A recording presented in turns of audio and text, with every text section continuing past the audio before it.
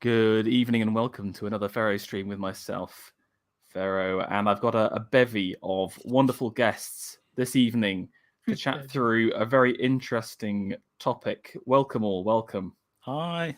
Hey, finally. It's a me. On a It's a stream. me. It's a I'm me. It's Matthew. Right. So just to introduce our new guest, we have Matthew the Stotely. He has many names. Yeah. You may have noticed him in for a variety of live chats over the period, giving his sage artistic advice or through some of his wonderful drawing, the maestro himself. Thank you so much, Pharaoh. Twitter.com/Matthew the Stoat. You got to shill. I want to see. But I'm not even actually on Twitter. But yeah, Telegram and Twitter, Matthew the Stoat. One word. Thank you very much. That's all. Great. We've also got Geo. I describe him as a man of letters, an erudite master of the mind. Welcome, sir. Thank you. Although it's crazy as a man of letters, as an artist as well. But I guess, I have to really listen. 2022, I sort of neglected the work of art to pursue grifting as a podcaster. And so, Giant Productions, Patreon.com/Giant Productions, please. Also available on my Substack. Give me money or a manual typewriter, all that little bit. So, thank you, Pharaoh. This is amazing. I can't. Finally, we're doing something together. And cringe. Well, sorry, Luthen Player. I'm sorry. I forgive the dead naming, but we will. But yeah, this is amazing. And me and Matthew also do Style Talk together. So. I'm a very visual person, so I have to call him that because that's what I'm seeing on the screen. Yeah, yeah. Well, and our fourth member has been introduced, long-time fan favorite, Cringe Walker, aka Luth Templar. Welcome, sir. Welcome. Hello. Long time since the last Foundations podcast, but I was literally thinking the other day about Owine. So for those who don't know, that Cringe and I used to back in the day have a large. 2 years ago only. Is it 2 years? That feels like it was yesterday. And our third member was a Welsh architect called Owine, who has head back to university and will not be seen for another year. Well, that's it. He's basically put it. He's sort of kind of gone under again, deleted his entire online presence, and I just wonder, maybe one day we'll see him again. And if you're out there, Owen, I hope you're doing well. But much like the return of King Arthur, he is prophesied to return. He is definitely not King Arthur. That's already right. Okay, wonderful. So just in terms of what we're going to cover off tonight, it's an exploration of AI art, and it's a topic that has kind of blown up in the last year, but it's something that's kind of been simmering under the surface for a little while. So I thought, I'd kind of bring on a variety of people. Some artists who have carried out work to a certain degree, some who have used it as part of their kind of process, just to kind of explore what it is and what kind of impact it's having, because I think this is definitely one of those things that will have a large long-term impact on the quote art marketplace. Very cringe thing to say, but again, I'm trying to think, because I'm always in the corporate world. The ecosystem was the other word I was thinking of, but maybe you guys can come up with a better the artistic sphere. But maybe let's just kick off with a little bit of introduction to AI art, and if you guys will just give me 5 seconds, I just want to kind of explain it as I know it, and then we can kind of layer in as we go. Let me just share my screen a second, and also shout out to the chat. I see a lot of regulars. Lady of Shallot, Fishy Frenzy, Vingal, the man with 1,000 wrenches and brooms. So shout out to the chat. Yes, thank you. And feel free to ask questions, chat, and we normally kind of keep an eye out and reply to people.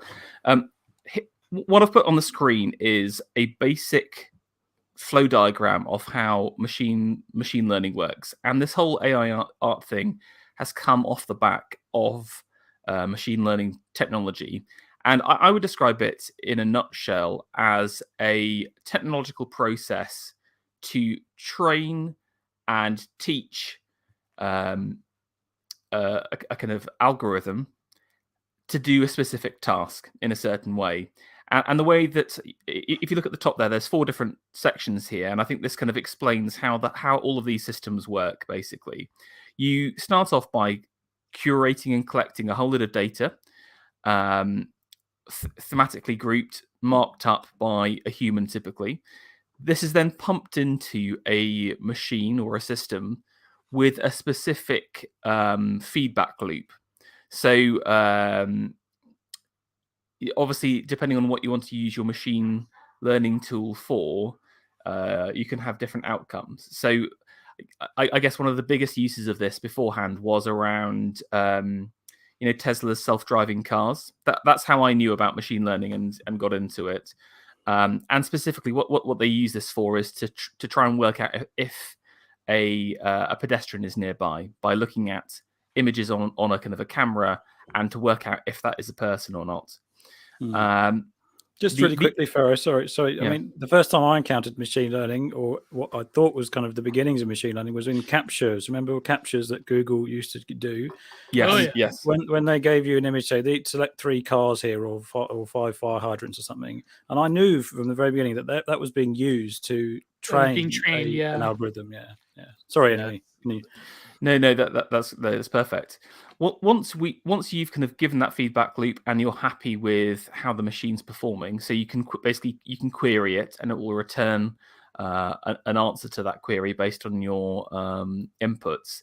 You then deploy it and kind of monitor success. Now, like I said, it was used for capture. It was used for self-driving. I've also seen. Has anyone seen the use of it with Super Mario World?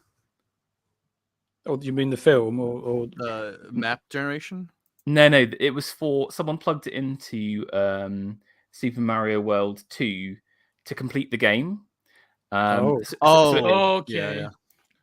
So it learned to identify the enemies and what they were and how to avoid them and things. Well, it's quite clever. The feedback mechanism was moving to the right. So the algorithm scored higher if it moved more to the right, and if you know in Mario the aim is to get from the left side to the right side. So every time it died or something, it learned that was a predictive mistake, learning, and it prevented it from moving to the right. Yeah, and they added an evolutionary element to it as well. So basically, they would, it's basically like coming up with a whole lot of button presses, and then if you've got a successful strain, it would then evolve it slightly, change a couple of button presses at the end, and keep working it out. Basically, it's like almost like cracking a code. Or and could this algorithm obviously calculate as many plays of the game, millions in a day or something? It could obviously do a lot. Yeah, like chess. Yeah, it's by trial and error. Exactly. Exactly. Because that's what the training really is. It's it going through something over and over again and learning what's right and what's wrong. That's what Let's Players do, unironically. Speedrunners. Yeah, that's right. Yeah, speedrunners. But that's what I mean. Like a game, which is kind of like a lot of like AI nerds find that fascinating. But when you really think of what a game is, it still has a set machine in terms of its operating, like in terms of set parameters. So the AI is just detecting the formula behind that. It's not true randomness. I mean, a lot of people, for example, when it comes to breaking casino slot machine codes, there's people that have found formulas for that.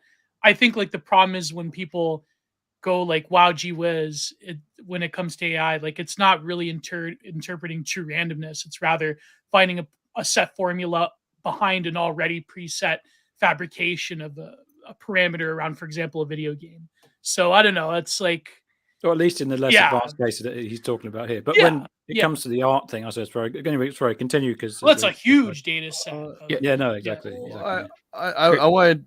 Sorry. Please do. Cringe. You go. Cringe. Yeah. I'm going to send you a video because we in the architecture field, typically being ahead of the curve, we've been using AI designers since probably 2010. For a while now. I'll send you a video of how we've used it in Trust Design and other architecture features on Twitter if you want to look at that. Essentially, back in the 2000s, there was this program called Grasshopper, and Grasshopper is like kind of like. Do you know it? I've heard of it. Yeah. Yeah. So it was a bit of a cheat that architects had back in the early 2000s. and you could essentially give the algorithm. Again, I'm happy using the term algorithm because it's not artificial intelligence. That's like a market term. Sexy selling point. Yeah, it's really an algorithm that's been you told the algorithm, here's my optimization, go. And they used to call them genetic algorithms. That was the original term for them before they rebranded as AI. And what we would use genetic algorithms for back in the day is we would essentially tell the computer, okay, I have a floor to height ratio of so and so from the legal code of New York City. I have a truss of this. Yeah, press play, and essentially what we do, the genetic algorithm would take the inputs of ideal truss resistance and then design a truss that would resist those forces. This is a very simple application of genetic algorithm. I've been using this since probably 2009, 2010 when I was a freshman in my undergrad, and it was just this is how you design a truss optimized in an optimized way. And essentially you run that for about like an hour and you have an ideal truss for your structural constraints. Then you send that to an engineering company. They manufacture the AI designed product. I want to stop using AI. And shout out to John D for calling this out and making it like kind of something that I reminded. Despite John D's hatred of me, I had to say he was very good at saying he doesn't like you. Why? Gossip hour. Despite well, AI. John D brought up the fact that you should really call it algorithmic art rather than AI art, and that's a very true statement. That doesn't sound sexy though, does it? It doesn't, but that's what it is. And for a decade before and some futurist, from Normos. Well, they're trying to show us a futurist angle on it, aren't they? They're trying to say, we'll replace you with machines, but that's another part for later anyway.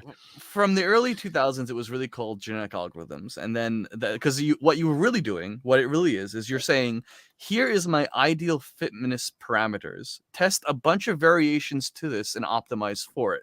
That's why they called it a genetic algorithm, because the computer was essentially running different genetic codes of what you had ideal based off the parameters you sent it. Eventually, someone got clever and said, well, technically, the computer's using intelligence to artificially design.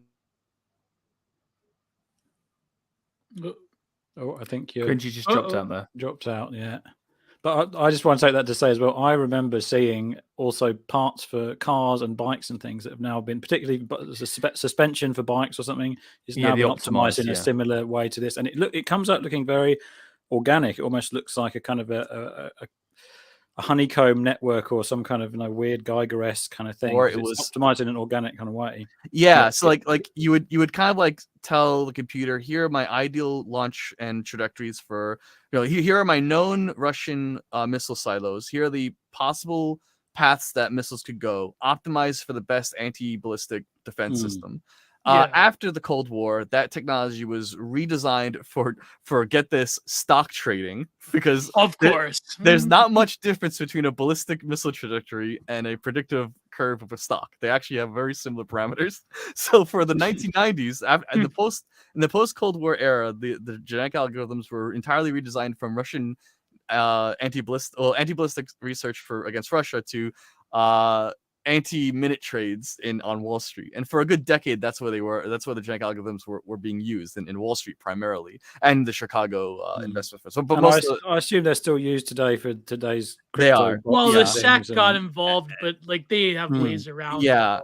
And so all these programmers who had probably been working on this shit since the 1970s, in the early 2000s, they found themselves out of a job both in anti-missile defense because the World War is over, and out of the job of stock market because in 2008 the stock market crashed. So what were they going to do? Of course, they built it to artists and architects, and it became that. And for all the 2010s, this is what it was used for. And then around 2018, 2016, someone was like, we've got. Someone mentioned Google's. Matt, you mentioned Google's. Yeah, the capture system. That's a very good thing. That's one of the places that started bleeding out of the artist world, out of the engineering and architecture world, and into the artist world. Someone got the clever idea. This software can now be used to match details rather than just curves. All this comes from NURBS. In the programmatic world, it comes from NURB science, NURBS rather than curves, or rather NURBS rather than poly surfaces. Yeah. And so the NURBS is essentially like, you have 2 points. They have a pressure point on each parameter, and you set your curves to match best fit. Because I've used Blender. It's similar to you can have a NURBS curve in Blender. Yeah, exactly. Yeah. And so someone got the idea that, well, we can take artistic inputs from fire hydrants and and traffic lights on Google, and we can use a curve best fit algorithm, a genetic algorithm for that. Voila, artificial or algorithmic art was born. That's a basic timeline, like a genealogy of the technology going back from the 1970s to today. Yes. So just quickly, just two things. I saw a question in chat that I thought was quite important. Who trains the machine? And I mean, we'll talk about this later, I think, in more detail. But essentially, there's two key human inputs. The first is in the selection and the curation of the data. Right. So all of these algos are generated by an initial input. Who decides what that input is? Someone out there has selected the images that go into one of these machines, for example. Secondly, around success metrics and the feedback loop, what does success look like? For example, I remember some early AI art examples, algorithmic art examples, where people were trying to recreate a Rembrandt painting. Now, the success metrics for that, like maybe they put in a whole load of Rembrandt paintings to start with, but the feedback loop would be around coming up with an array of markers to say this is what a Rembrandt painting looks like. But without necessarily using his work per se, but also you put the work there's only so many paintings he did. That's but it's like what makes a Rembrandt painting? What are the essences of Rembrandt-esque qualities? Exactly. Someone has to decide what that is. Yeah, and that's what happens at the feedback mechanism, and we'll talk about this in the issue section later. Before we go on to progress, I just want to talk about the current scene, as it were, because I don't really know it that well. So from what I saw, like about 3 or 4 years ago, there were these individual projects going on where people were kind of messing around with it. But it seems to me that there are a couple of big platforms out there right now. I don't know if you guys know or can kind of take me through what they are. I could do a few of them. There's DALL-E 2. Midjourney. DALL-E 2 was the one. Go ahead. Sorry, I'm on a slight delay. Sorry.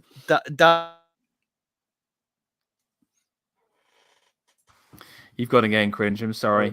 Yeah. But I think DALL-E was the. Just quickly, Farrow, I think that most of these ones you see today, you got obviously DALL-E 2 and Midjourney and stuff, and there's probably some other. I think that they all actually descend from Stable Diffusion, and Stable Diffusion is like the parent of these ones, and it's so. What they are is really stuff like Midjourney is just kind of like an interface to use Stable Diffusion in a certain way. And there's other, I'm sure someone in the chat knows the proper history and genealogy of Stable Diffusion and how that came about. But it's different sort of funnels and different, limitations and ways you can, because Midjourney is obviously a prompt-based one where you write in a prompt. But there's also other ones where you can paint in things. I know Adobe's developing at the moment parts of Photoshop where you can actually paint, and it interprets a green streak of paint as land or something, and that's using Stable Diffusion integrated into Adobe products and things. Interesting. Like I think in a lot of these cases, it's where the it's all right, Cringe. The model is the same. That Stable Diffusion, or again, like the way all of the algorithmic genetic components are the same, but the feedback loops and the training data has been swapped out. Yes. So, for example, with the feedback loop and the fetching, for example, with Midjourney, like you said, it's prompt-based. So, for those who haven't messed around with it, you literally just put in what you want to see, and it comes up with it. Go on then, Cringe, go on. Sorry, because I got cut off. Midjourney is unique, I think. Well, DALL-E 2 got this working now, but Midjourney, I think, might have been the first one where you can put in your own drawing skills, your own art into the process, so it reads your hand and tries to mimic your hand. This is why I like using Midjourney, because you retain a large amount of artistic control, whereas DALL-E 2 is much more like corporate. It'll only use certain artists that's pre-programmed to do. They started using artist inputs in DALL-E 2's website, but I don't think it's as good in my opinion. Just a question on this: do we know who produced these or who owns any of them at all? I was just wondering who's in charge of these mysterious algos. I know a lot of them rely on research done at Google and NVIDIA. Some of these things are open source, some of them are copyright, some of them have licensing. It's a bit of a legal matrix mess. Sure. But Google's really big in trying to get into AI, so they financed a large amount of these things. Okay, interesting.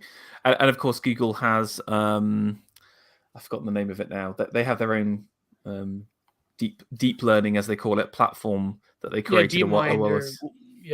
Yeah, and that software, I think that was I can't remember if it's open source or not, but a lot of the release notes and the baseline.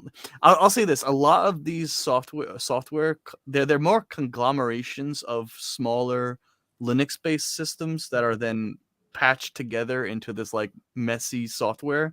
If you you might remember a while back with a lot of people trying to do voice mimicking with this software before the art one came popular.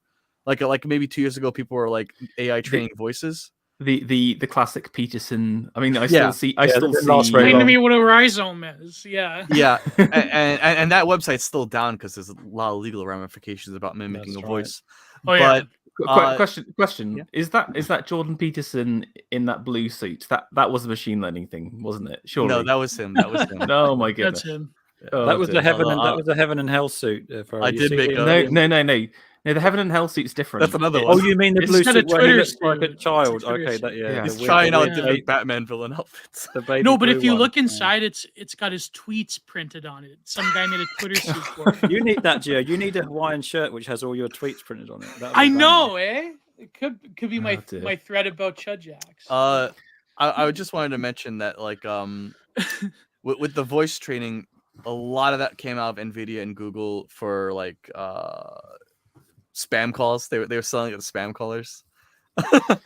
And interesting, yeah. Well, that's like those old prank callers. They would have different people that they like the Realms of Darkness soundboards. Yeah. It was, but Google had this program where it wanted to basically create a map of your unconscious. Me and Prudentialist on our show, The Digital Archipelago, talked about this, where Google would take your search history and they would take your voice interactions through Google Hangouts and whatnot, and they would create sort of a preemptive program based on your own unconscious makeup. Yeah, and the scary thing is that, much like the name of your show, there are digital clones of your consciousness that exists on these hardware. Oh yeah, it's really scary. Like you they've cloned you without your consent in a digital way instead of a genetic way, and that's just a fact. Because they make up a model of your habits and your browsing. Things you and then once they have. Yeah, exactly. Once they have your digital clone, they can put your digital clone through hell and heaven and see what makes it happy and angry. There's a digital I'm clone reaching of for you. my Byung-Chul Han They're second playing The Sims. Right They're playing The Sims with a copy of you. Yeah, if you've ever played, sorry for the tangent. Cut me off whenever. If you've ever played the game Soma, have anyone played that game? I've heard of Soma, but it's a space-based horror game. Sort of. Anyway, skipping to the point. Because I don't want to take up too much time. Soma was about a game about. The plot was basically making a digital replication of your brain after humanity went extinct. Can we save humans? Oh yeah, that one. There's this one scene in the game where you're trying to get the password for a dead man's apartment, and they have the digital clone on the server. And so what you do is you essentially put his digital clone through different layers of hell to get him to confess the password. The man is dead, but his digital clone suffers these trials. That's next level Nick Land horrorism right there. And eventually you discover that instead of torturing the man, you siphon through his shit in his locker. You discover he had a crush on some girl, and so you take her digital clone and tempt him in the digital heaven to get the password. Brutal. And so the guy basically tells the password to the guy's digital clone tells the password to his girlfriend's digital clone in the matrix that you set up for the digital clones. You get the password and then you break into his shit and then you take his stuff. That's next level horror. That's worse than making a mockery of dead celebrities with Neuromancer mixed with Nick Land. The fact is Google has that on their servers. Like occasionally you hear about like that like pseudo self-aware AI that the programmer fell in love with like a few months back. But see, this is all ancient. This is ancient sci-fi ideas. People think this is new. Like there was, like for example, the voice thing. I always mention this. There was because I think the episode's like 20 years old now, but there was this episode of The Outer Limits, which was like the Canadian knockoff of Twilight Zone. I love that show. Yeah, with Pantaleone, he played Ralph Cifaretto. He was this like. He was kind of like trying to be like Art Bell, but like if Art Bell was like a new atheist. And he was like, but then the aliens basically cloned his voice and his visage to like get them to, I forget the exact episode, but like the idea of cloning someone's voice is much older and like getting them to like getting compromise on people is like a very old idea in sci-fi. Like it's not. Sorry, Cringe Walker, just quickly, Google, they don't use this data necessarily to zero in on individual people. They view people as more of like blocks, right? It can be used as an individual level, but it's more for like market trends. Right? There's mass populations. There is a limit of that. I just like to say, you can't put me in a box. You cannot copy me. I'm too big. I'm too big for that. Yes, maybe I mean maybe that's how they can incriminate online racists in the future. They'll get I don't know, pre-crime division, right? Minority Report. Yeah, or they'll make you like I don't know, have some kind of Indonesian GF. But then I forget that certain online racists already have Indonesian GF. To be honest, that's probably already happening. That's probably already happening right now. Yeah, we're actually all AI constructs. There's no humans speaking right now. They'll find a way to create the perfect racist, the perfect online racist. And he'll bait everybody into saying or doing something that is very illegal. I look forward to the day where I'm criminally prosecuted for what my digital clone did. Oh, that'll happen. There's a pre-crime. No. Let's go on. Okay. No. We're sticking to the subject. But with AI, I have a lot of theory cell takes on it. But go ahead. Okay. Now I want to hear them, Gio, but I want to move on for the interest of time. Well, explain this graph though. Explain first. I think you haven't explained. I did. Yeah. You put the data in, it mushes it together. You put the feedback in. You deploy it basically. That's it's as simple as that. Just one last thing I wanted to say. Someone asked a question: does it take a lot of processing power, and how do they make money? The answer is yes, you do. You need to typically deploy it to like a large AWS server, something like that. It's especially during the training phase. It's a lot of processing power, and the way that they make money is they charge people. So I believe that Midjourney. Midjourney is based on a subscription model nowadays, and it can be. I think it's up to $60. But again, you're essentially buying space on their processing systems on their server. But Stable Diffusion can be run on people's computers, and I've heard people say that it's very intensive to use running on your computer in its own right, as in using the graphics card. It uses the graphics card to. There's a reason why NVIDIA got involved. That's right. Because they want to flog more graphics cards. Yeah. Okay. Let's stick to the next section, and I want to talk about artists using it. So when DALL-E kind of dropped and sort of blew up, was it last year? My feed on Twitter was just absolutely filled with just moronic prompts. And there was a lot of trolling involved. Minions at a funeral or something, stuff like that. My favorite one was Fat Obama on a trail cam. That was my favorite one. That's the scariest he was like thing hugging some guy. That's terrifying. That's like some cryptid shit. Or Chris Benoit on a trail cam. That was another one. That was amazing. But or the Austrian painter in an ice cream shop. I remember that. That's before they banned the Austrian painter. Yeah. Too bad. But that's again another AI thing about the nature of censorship in the Google regime. Like that's like a larger extension of how they want to. Like we know this with GPT-3, where you can't have anything like questioning the narrative, which that is next level. Like even search engine GPT-3 is libtarded. It's true. For those who don't know, that's a text-based prompt system which works the same. But as long as this is related to artist Cringe, it is related to it. Go on. There are some very I asked the AI because like ChatGPT like 2 days ago or something, what would be a term that would be cover both traitor and conservative, and it was like, oh, I can't make discriminatory statements against entire political sections. And I asked, "Well, do it as a creative exercise, right?" Yeah. And I said, "Sure, I guess conspirator covers both." It's getting past the filters.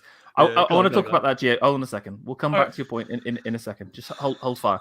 Right. So DALL-E landed, lots of messing around, but then I think what you saw, sorry, what you saw with that DALL-E thing was it was a free version of DALL-E where people could only mini DALL-E, very low resolution images. It would make you a grid of like 9x9 images, and it was obviously very limited in how.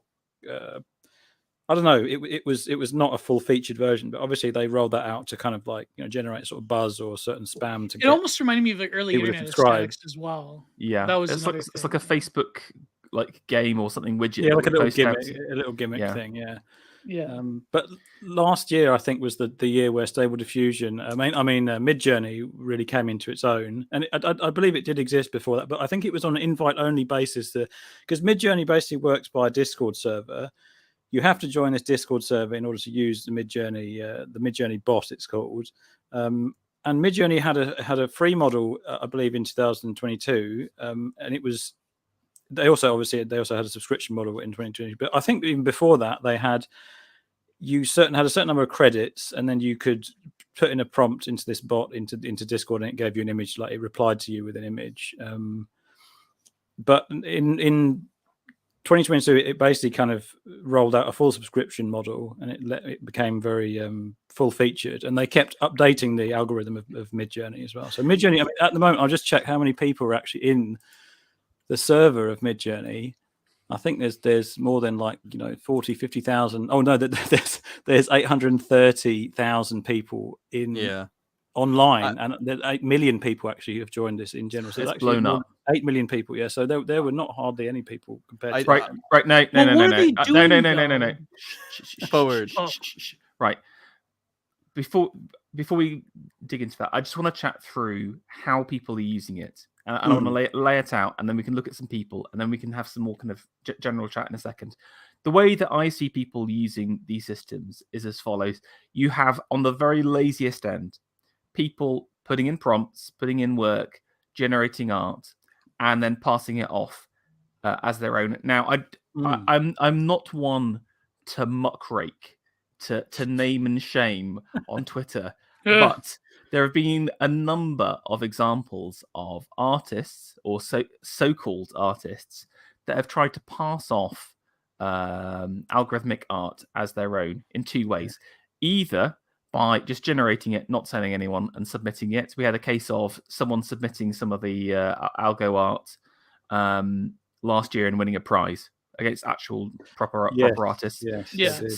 Secondly, from people taking the art, I've seen some people scribbling around the edges of it, and then and then pretending like they painted the whole thing. Apart from it's not fooling anyone who has an eye. So that is the kind of the crappiest end.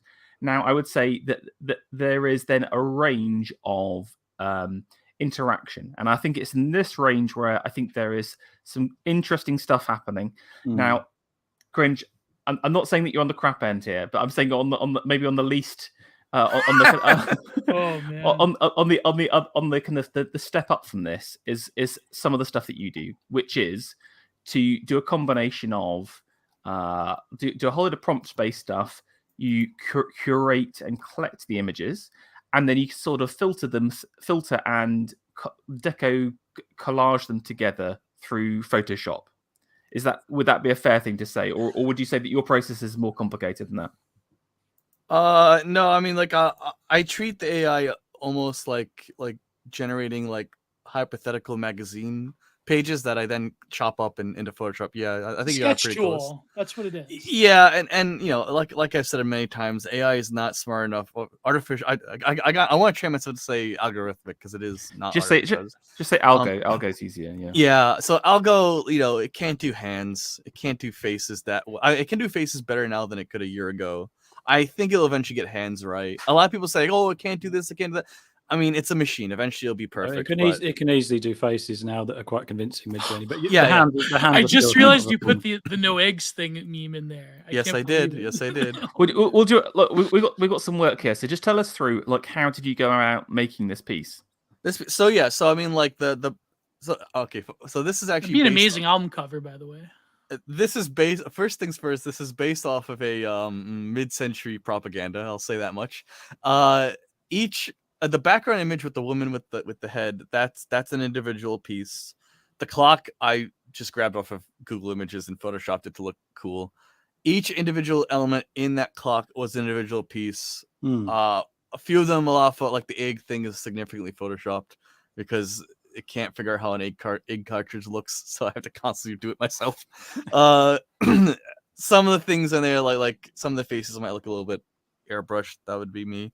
And then of course the font and the text and the burn effect on the font. I did that. Now, Cringe, not to be negative about this. Okay, this is kind of like a base life. Get up, take a whole lot of drugs, start boozing through the entire day. Yeah, there you go. Write your novel on your. That's what Columba does. This is and then eat an egg. Eat one raw egg. Slunk eggs like raw egg nationalist, and then go to sleep again. This is great. This is a great life. But there's beauty like that. Yeah, focus on beauty. That's the one sector there. Yeah. And I guess all of your kind of stuff that you're doing, it's got this. Maybe is it like a riff on propagandic works, or like how do you describe the kind of reactionary mid-century modernism? Well, I see these just quickly. I've seen these before. You've done. I didn't know there was actually you who made these, and I think they are quite effective.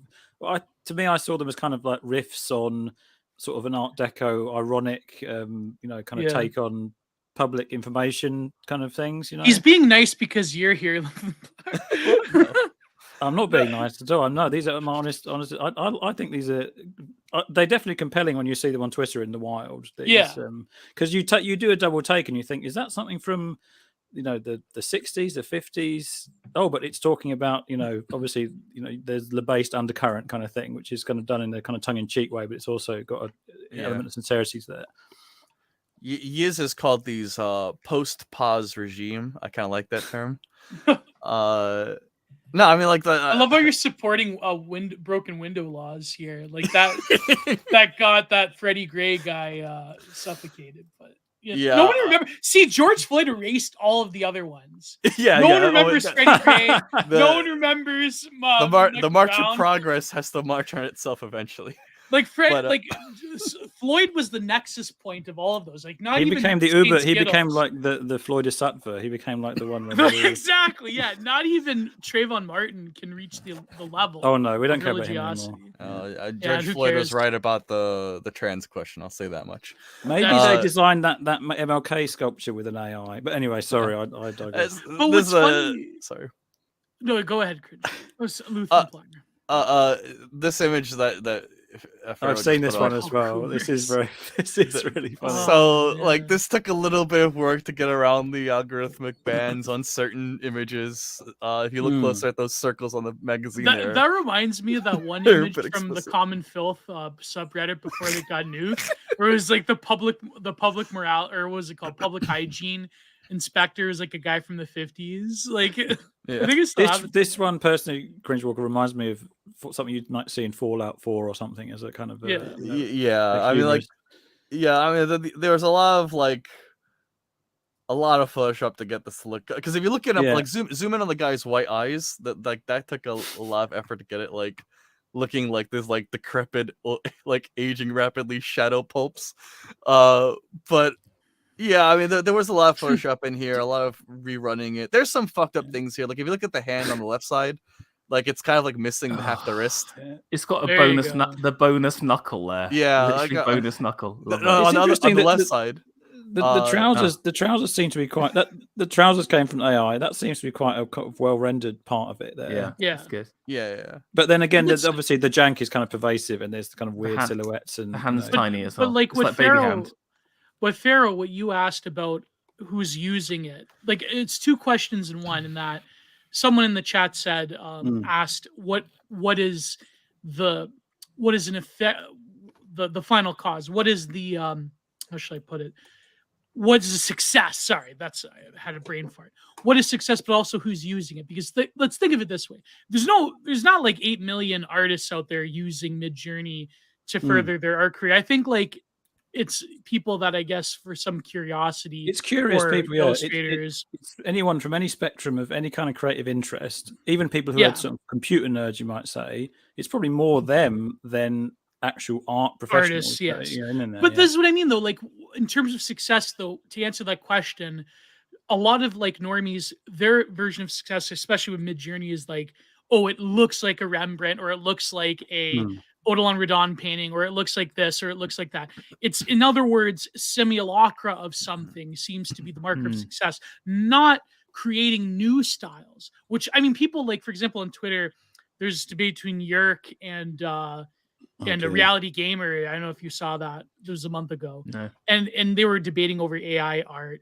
And, Reality Gamer, he was defending it, saying, like, I was in art school and this is great. And, actually this can liberate styles and so forth. But I noticed that the way people are using it is not, and this is my critique of AI. Yeah. I'll get to my support of it, but, Fishy Frenzy in the chat's going to call me out. But what I mean is, like, my critique would be that we're just replicating styles. We're still within this sort of postmodern condition of the, collapse of all signifiers. We're still within that. We're just dwelling more with it. Yeah. People are playing with these signifiers and this canon of Western art in a way. Yeah. But I found that actually Midjourney and Stable Diffusion, it's probably weakest at actually doing that stuff. Yeah, well, you played in the Western canon. It's for me, Farah, just to talk about what you were getting at, is that who is using this? You see a vast number of people who are in the concept art, entertainment design industry using this. That's probably the primary big, heavy users of this. Because obviously concept art, I wanted to be a concept artist for a while when I was in my teens. Concept art's all about creating images that are sort of hit you hard and they're striking and they have a sort of memorable quality to them. And putting those images out fast and in a large sequence, so an artistic director can sort of select from which one he likes and say, "Oh, this could be, something compelling for our entertainment product." Basically. But yet they're also ephemeral in some cases. Yeah. Well, they're ephemeral in the sense that the concept artist is subordinate to an overall vision for the project. Somebody, if you're designing for Dark Souls, Miyazaki is going to come along and he's going to say, "Well, I like this design a lot, and this is going in the game," or he has the final veto on it's not going in the game as well. So it's not fine arts in any respect. It's more it has a point, but you're still being employed you're still being employed for your imagination if you're a concept artist. That's the thing. And Midjourney and stuff like that, it enables people to kind of, if you have an imagination, you tend to pump through a lot of these images a lot faster, and find, and you're able to sort of siphon out, as you were doing, Cringe Walker, as well. You can siphon out what's a valuable piece there and integrate that into a normal concept art workflow, and it basically enables them to work at like hyperspeed.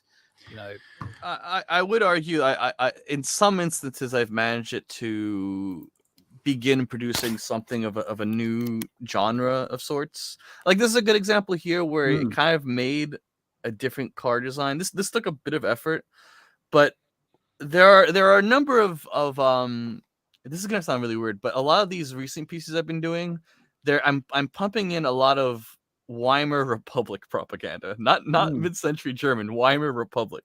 Because is this typed prompts or is this images you're also inputting into there? Because Midjourney now it can do image.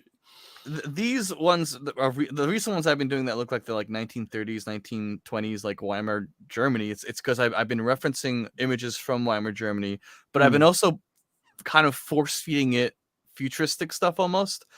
Some of them, like, this one kind of looks like Michael Jackson in an old 1920s car or something, but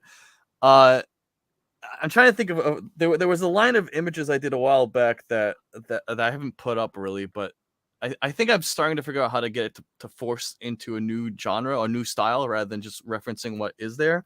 And that's mostly from just like force feeding it my own Photoshop hybrid images that I sometimes hand draw on a tablet. Not like, ArtStation kind of tablet drawing. I'm talking about like actual like hand drawing and then See, if AI can destroy ArtStation people, I'm all for it. Okay. But get like, rid of them. Move them out. Because there is an overall atmosphere. I've got to say just quickly in concept art and in entertainment design, there is an overall atmosphere of sort of this constant churning of images, but also there's a massive stagnation happening there, and that's why. But it's all refinement culture. That's the problem too. They want to get this like hyper detailed and focused, and everything's got to be stupid. And epic as possible, like video games, like everything. I'm sorry, I'm ranting right now. No. I love your rants. This is why I listen to. You off. This is why I listen to Digital Archipelago, because your rants are the grace. I'm gonna send Farrell on Twitter an image that I think represents what's starting to become. Did you like the girl rant, by the way? So this is another one where it's like I've started getting it to do what I would call I don't have a term for it, but they're kind of based off of memes that are done in like a 19th century art style. So you stopped sharing your screen for some reason. I sent him a new image. Yeah, I have to get the new image. Yeah, I want to reference it because this is something I'm trying to get to do. I'm not convinced you can necessarily always invent a new style, and every style references some older style that's speaking to and progressing. But I think I'm starting to get something out of it, which is something new that you haven't seen before. In which case, this is the you might be familiar with the Megamind no bitches meme. Oh, I hate. Oh God, I despise that. Not because the I've done. Not because the ironists. That's like MC Escher version of that. So yeah. So this is taking the hand of Gustave Doré, who's one of my favorite French artists, and applying it to mimetic images like Megamind. And producing a Thomas Jefferson looking at you like, what did you do to my country? I think this is approaching something new, but it's still like, it's still synthesizing. I'm not a particularly creative person. I'm not convinced you can always invent a new style. I think you're always going to be referencing something that came before, either to progress it further or to reimagine it. Okay, let's talk about newness later. I do want to just cover these artists first, and then we can go into the debate. So this is just one example. Another one I wanted to bring up was Vicare, a long-time friend of the channel and everyone watching. And again, I would place him at a similar kind of level as Cringe in terms of his interactions, where he's feeding these machines his own pictures in profile, and also curating prompts together. So, for example, I've got a couple of selections of his work here. This one's called Longing. You've got these kind of nice 1910s Edwardian figures, dreamlike aesthetics. Any artistic references? Yes, I'd paint something like this. Yeah. What he's doing for, I mean, he's using this to create a mood, obviously, and that's there's a very strong quality of atmosphere and mood, and that's what I found Midjourney probably did best. When you tickled it in the right way, it made certain things that had a mood, that had a certain, they just have an ethereal quality or a dreamlike sort of qualities to them, even if they weren't necessarily solid images. Like there was a hand wrong or something like that. One of the very interesting things I've noticed when I'm photoshopping AI art is when you bring in a painting, a normal painting by a human being, into Photoshop, and you try to use that like algorithmic selector in Photoshop to like kind of select parts of the painting, it never can quite get it perfect because it's not good at detecting human brushstrokes, right? Have you ever experienced that? If I put in the AI painting, it almost always perfectly aligns to the parts of the drawing. So somehow Photoshop can read an AI drawing better for its own algorithmic selection than a human drawing. It may not be something that can be perceivable by human eyes, but if you look really closely up to like the pixel layer, you can kind of notice that each one of the AI generated images is actually it probably starts as a very general like heat map.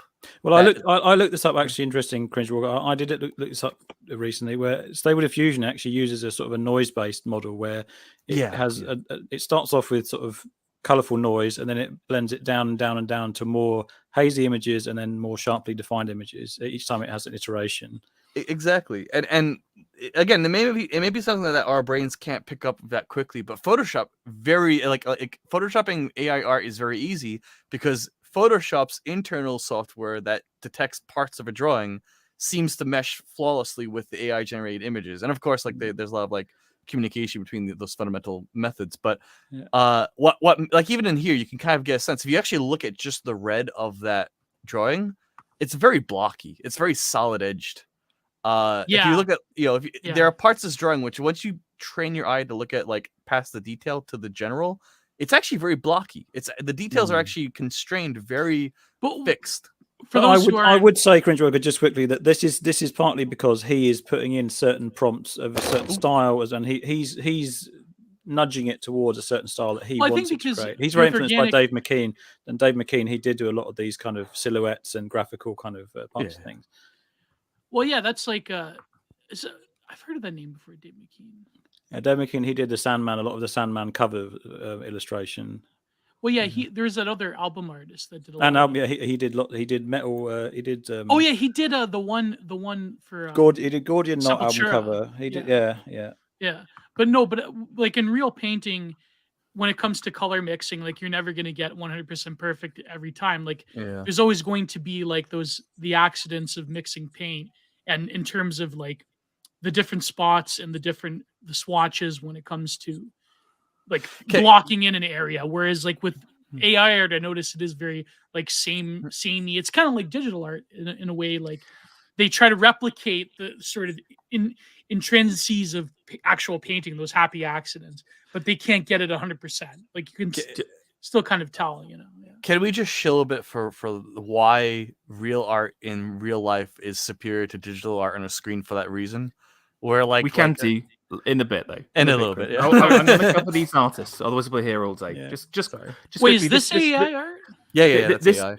This is the stuff he was doing around movies, which I thought was quite interesting. Yeah. So again, he was trying to recreate a series of like movie stills of a certain theme and vibe again. So again, this is his kind of like 2021 Netflix production of a Dennis Hopper style box office banger, basically. Wait, he also kind of nails as well. In the reason why people started creating these film stills you've seen, I'm sure you've seen if you've been on Twitter for a while. There's been Warhammer films from the 80s, like a new RoboCop sort of weird looking film, and that's because the recent update on Midjourney's algorithm enabled it to do faces a lot better, and also it had a certain photographic or film lens. It learned to understand if you put in like a 75mm film as part of the prompt, it would do something that emulated that. So that's why people started making these fake films, and it became a trend. Obviously, like Vicare here, he is following a trend where people on Twitter would make a film that never was made, basically. Now, no, but like that's the hauntology through AI art. Yeah, it is a hauntology. That's right. Yeah. Absolutely. Yeah. Right. I just want to end up finishing Vicare stuff with this little tweet he sent out, and he wanted to cover it off. What's sadder? So this was a bit of a dunk on Roberto Ferri. I would say one of the. Okay, people may not like this. I would call him a technical master of the modern age. Right. This is some of his work. He is very good at displaying the human body in an artistic way. I mean, obviously, like super kind of Caravaggio inspired. There's a lot of this kind of genre. He's very popular in Italy. I've seen lots of his works being commissioned by like churches and stuff. And again, from a technical perspective, outstanding. However, it's just sketch. Yeah, for me, there is a soulless element to this work. There is again, I don't want to be too down on him because he's obviously a very talented man and he's very good at what he does. But I think this work has a strong flaw running through it, and this is quite funny. This was Vicare trying to create works in the style of Roberto Ferri.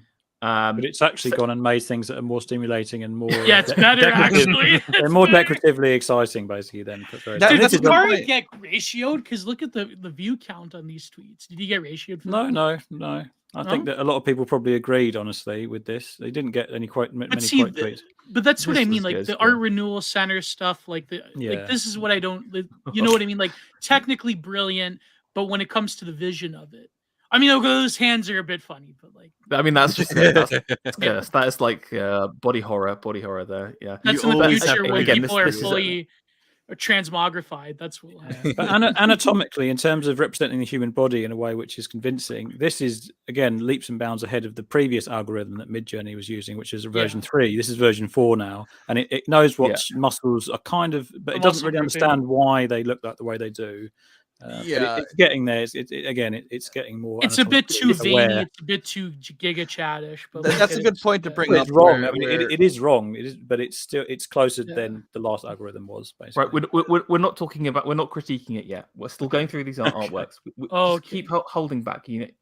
I love an agenda. Okay, I want to move on to Stote's work a second around this, just because I think it is interesting and it's quite different.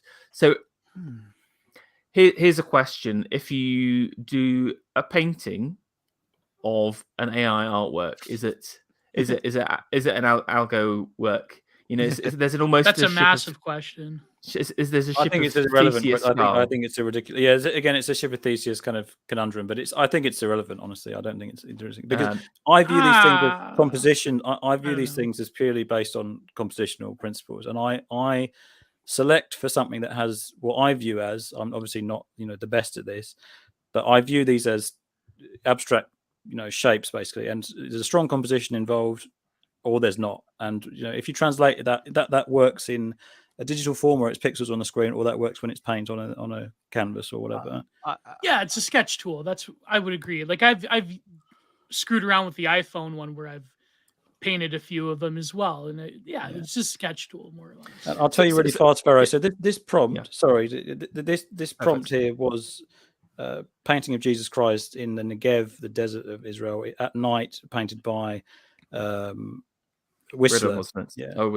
Whistler was a few was Ridon, but then this was using the algorithm that was version 3 of Midjourney, and that algorithm is a lot more what I would say is a lot more visionary, a lot more psychedelic, and it's a lot less focused on detail. It's more focused on arranging a bunch of random kind of blobs almost, and I found that was a lot more stimulating because it left a lot more to the imagination. It's very atmospheric. Exactly. That I'm trying to, again, with these I was like, the atmosphere kind of struck me. I made over 1,000 things with Midjourney last year, and maybe 20 or 30 of them were, I suppose, interesting. Any of these are unusable. You couldn't present this because you're going to got this kind of weird shadow, this lamp sitting in the middle of nowhere. And there's also ghost people. It's thinking that these rocks at the front, they're also kind of people. It doesn't, because the algorithm, it found it very hard to distinguish a figure that was alone. And I talked to Vicari a bit about how do I make a figure, if I want to specify he's alone or there's no one else in the scene, it would still add these strange ghost people, and these, because it doesn't necessarily. I like that psychedelic consciousness. It definitely touched something that reminded me of taking a lot of drugs, and you realize everything looks like a face now, and everything looks like a person. But you could pare it down to make them rocks and to make them elements that, like through sketching, physical sketching, you can make. But if you step away, you don't see necessarily that there's little weird figures and people kind of growing where they're not meant to be. You said that these were purely AI generated, or you repainted them? How did it go? The repaints in a second. These are just the basic output. This is Virgil and the River Styx. I see. The prompt for this one was Dante and Virgil exploring the depths of hell, painted by Mikhail Vrubel, and Vrubel was a visionary kind of symbolist painter of the early 20th century. Yeah. And obviously it's done. The reason I chose him as a prompt is because it actually does a very good approximation of the way he applied paint and things. But it also, this one was strong because it had a strong graphic quality, and it had, the harmony in terms of the color harmony. I was going to say, the color harmony is very pleasing. It managed to do something which I felt was even more coherent than some of Vrubel's own paintings in terms of the way the colors, together. That's the funny thing is Vrubel doesn't really use reds in this kind of way. He's like all of these dual tones. These two figures are definitely like Vrubelian. It's blues, it's greens, it's purples. But then out of nowhere, it's the red. He was much more towards the mobs and not explicitly. That's right. Yeah. And then there's this kind of implication of a great distance in the background with this kind of smoke-like form. But I obviously, the figures are not right at all. The figures are broken and things, and this is retarded because you've got there standing in lava. You know, you can't. But you could you could see the Midjourney making decisions like, okay, hell, red hot, city in the background for a mega megapolis type of feel. Yeah, the prompt for this one, Gio, was Dante and Virgil look across the river Styx to the ancient city of Dis, which is obviously part of the Divine Comedy, and it's done the city in a way which I found to be tremendously evocative and atmospheric. Because it's not trying to do this hyper detailed concept art station style here. It's trying to do something that's very nebulous and visionary, lets your imagination. But that's something you have to edit the figures because the figures are like standing in a the figures are just totally wrong, obviously. Yeah. But I'm trying to think the bits that are right, they stimulate my imagination quite a lot. So that was my painted version of this one, and it's very small. It's only 3 inches by 3 inches. Because I'm using this as like a swatch to do color, testing the color harmony. My color sense is not the best it could be because I'm more of a draftsman, but I'm still trying to use there's a strong cadmium red. I'm kidding. Obviously pure cadmium red is in the reds there. But you took the sketch of it and you made it logical because for example when the principle of like when you're drawing a figure, they have to be standing on something. So you took it and you put them on the edge of that. So I'm using traditional draftsmanship kind of skills here to make up the difference. And obviously there's stuff about the Midjourney one which I like more than my painting. But again, my painting is part of it's more of a color study or a sketch or something. Yes, it's a very small piece. Again, you like this would be an absolutely massive canvas. All of Rubel's work are huge. They're huge, yeah. But again, I for example, like this is a vastly superior figure, even though he is almost like just a few like gentle brush strokes or whatever. This is better than what Midjourney was doing. So again, I find this stuff fascinating. Where again, it's almost kind of like the algo art is like a fever dream or like a drug induced vision that you've curated. You've had like 100 of them, and you've taken that, and then you've like built something on it. But again, it has been reworked. That there are elements of it, but I think you've claimed it as your own. I mean, we're asking that question about the ship of Theseus, but I think this is wholly your own work. It's as if you'd seen someone else do a painting, or do you know what I'm saying? You've looked up a subject. Whenever you're approaching a new subject, a good artist will always look and see how have other artists approached it. What are the themes? What are the compositions they've gone through? And it's you've almost kind of like asked a spirit. I always talk about sidestep that. Well, it is a little bit. Yeah, there is. It's demonic, really. That's why we need a Balerian jihad. I've often said that I make no qualms about it. This is probably a demonic entity, but I'm gonna try to put it in chains for my use. But when you think of it though, Pharaoh, you mentioned like it being dreamlike or some kind of drug-induced mania. But when you think of the way that the unconscious mind does fit together, a narrative based upon imagery from real life, from other memories, from dreams, from other pieces of media, the way that sort of dreams haphazardly conglomerate images is very similar, you would say, to the way that AI approaches. In this form, at least, I chose this algorithm. I mean, this version of Midjourney is not like the new version of Midjourney, and I think that they are trying to consciously move it away from this hazy, ethereal, psychedelic vision of things, and they're trying to move it into this very sharp, very easily defined. It's because it's kitsch. It's refinement culture. That's what people want. That's what you don't want. They want kitsch. You can. People love the trop. People love the Z word slop. So you can force it to go back to the old version. I sometimes do that actually because I totally agree with you in the sense that I know. Yeah. Visual I wanted to make a comparison. They don't want you to do that though. That's the thing that they view that as an obsolete form of their software, and they think, oh, the new one's so much better. Here, if you go on the front page of Midjourney, you know that you know what it is. All these images. They want to use the new one because they're training it on your inputs. Right? They need your input. Yeah. I wanted to make a comparison actually because in architecture, a similar phenomenon happened where, again, like we've been using algorithmic art and design since like the early 2000s. There were big firms like some of you might be familiar with Zaha Hadid and Schumacher, and these are big British firms that they were using algorithmic art back in the early 2000s to design buildings. And one of the things you discover is if you visit these firms today, that they've actually moved away from algorithmic art in a really interesting way.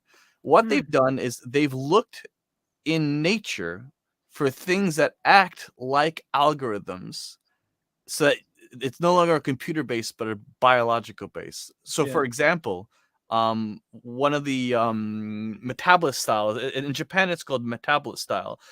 Who here knows how the Japanese Tokyo subway system was designed? Who knows the story? Okay, I'll tell you. Like it's grown. It's like it's how a plant would reach something, isn't it? It's like a fractal in nature. Well, when they didn't want to use an algorithm, they wanted to use something more reliable than algorithms. What they did was they took a map of Japan, Tokyo rather. They took a map of Tokyo. They put nutrition at points where they wanted a space station. They put nutrition on a map where they wanted train stations. And they put a bunch of mold on the map, and let the mold. It's a mold designed train station. So instead of that's so Japanese. Instead of using an algorithm, of the image. Yeah. Well, this is tragic. No. This is Wu Wei right here. This is letting be. I actually think that this is the right direction, because in the same way that you took an algorithm that was hazy and refined it with your technical skills, what has happened in a lot of these disciplines is the computer provided an inspirational foundation, and then they were like, well, we kind of want something that can be more reliable than random computer code.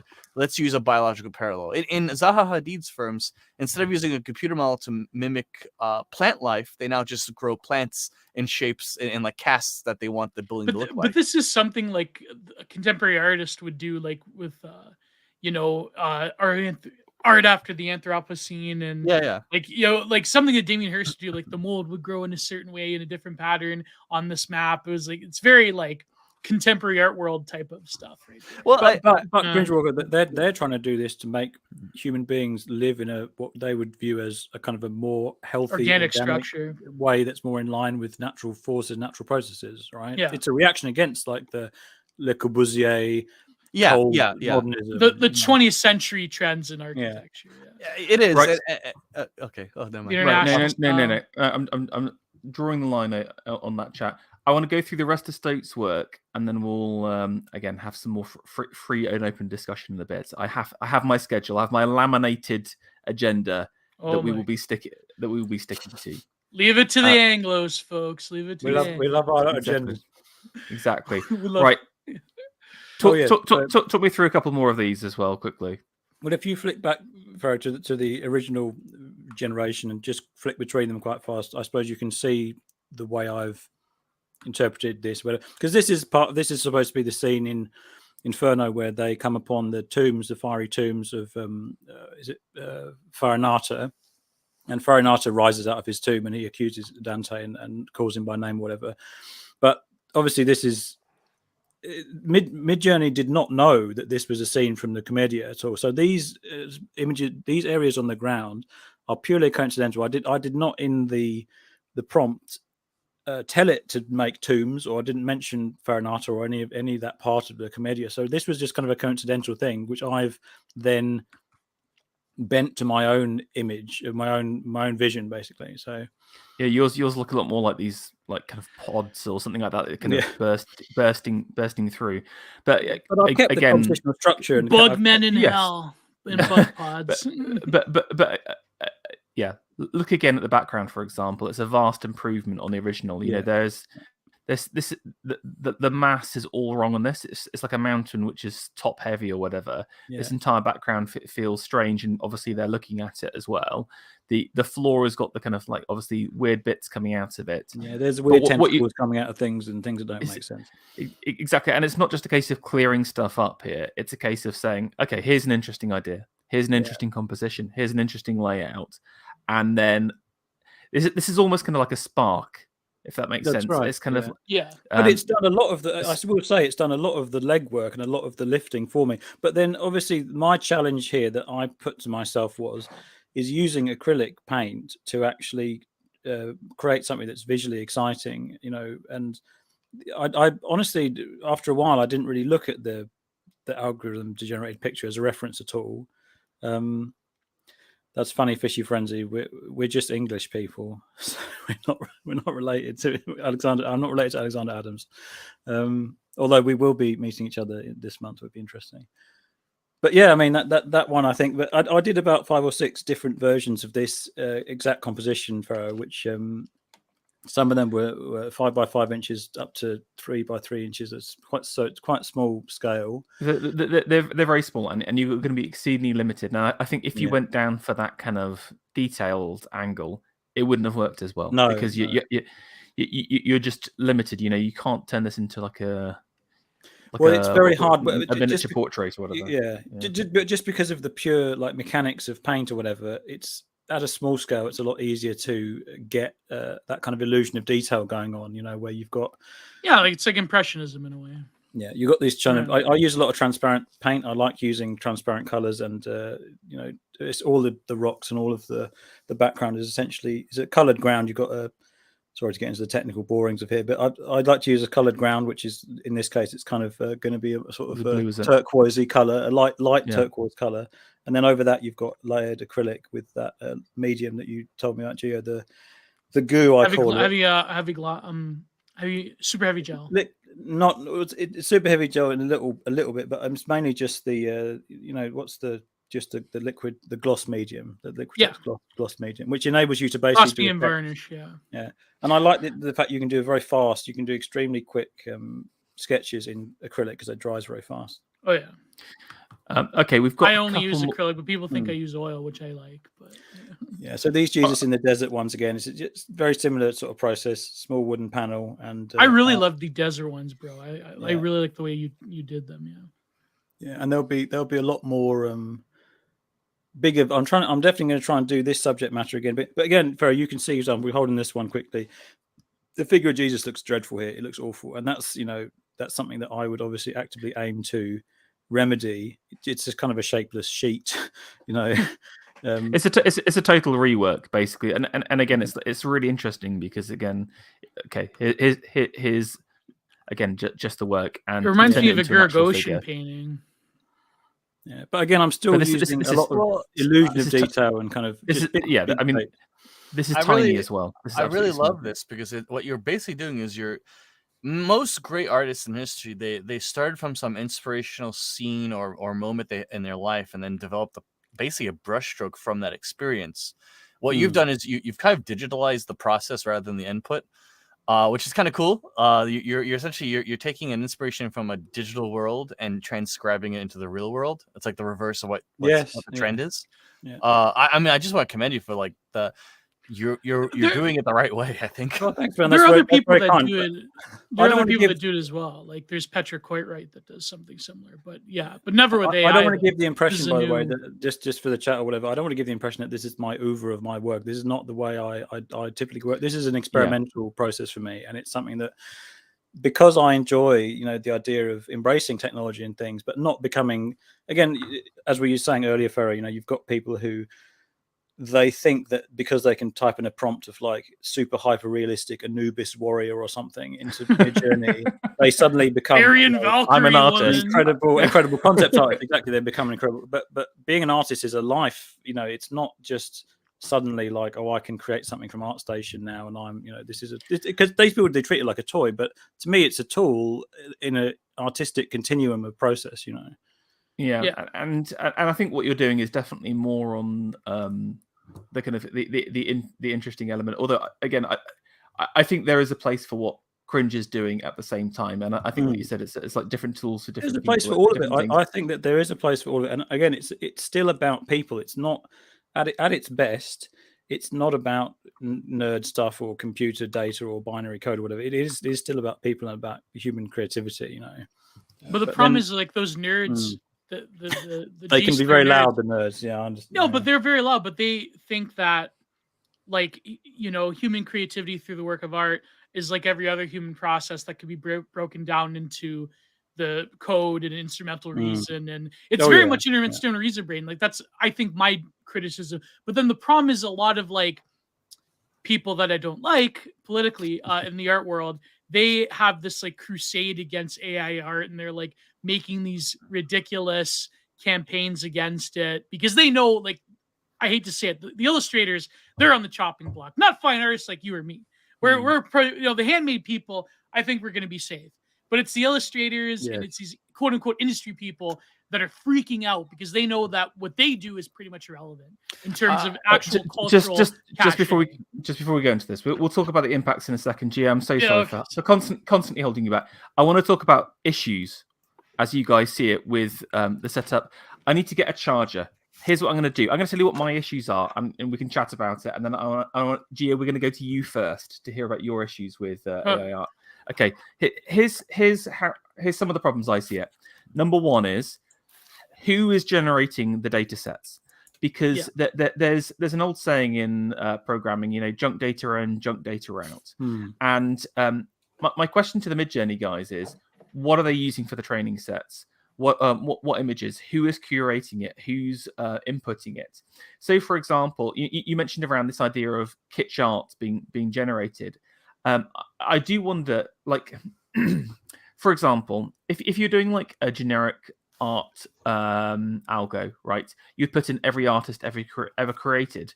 But if you consider that there's a lot of crap art out there, at some degree, you're going to have to curate that list, right? Yes. But even then, certain artists will over-index. For example, I guess more recent, and I do wonder if part of the issue around this kind of auto kitschness that Algo has is because there's a lot more of this digital ArtStation art out there as a proportion.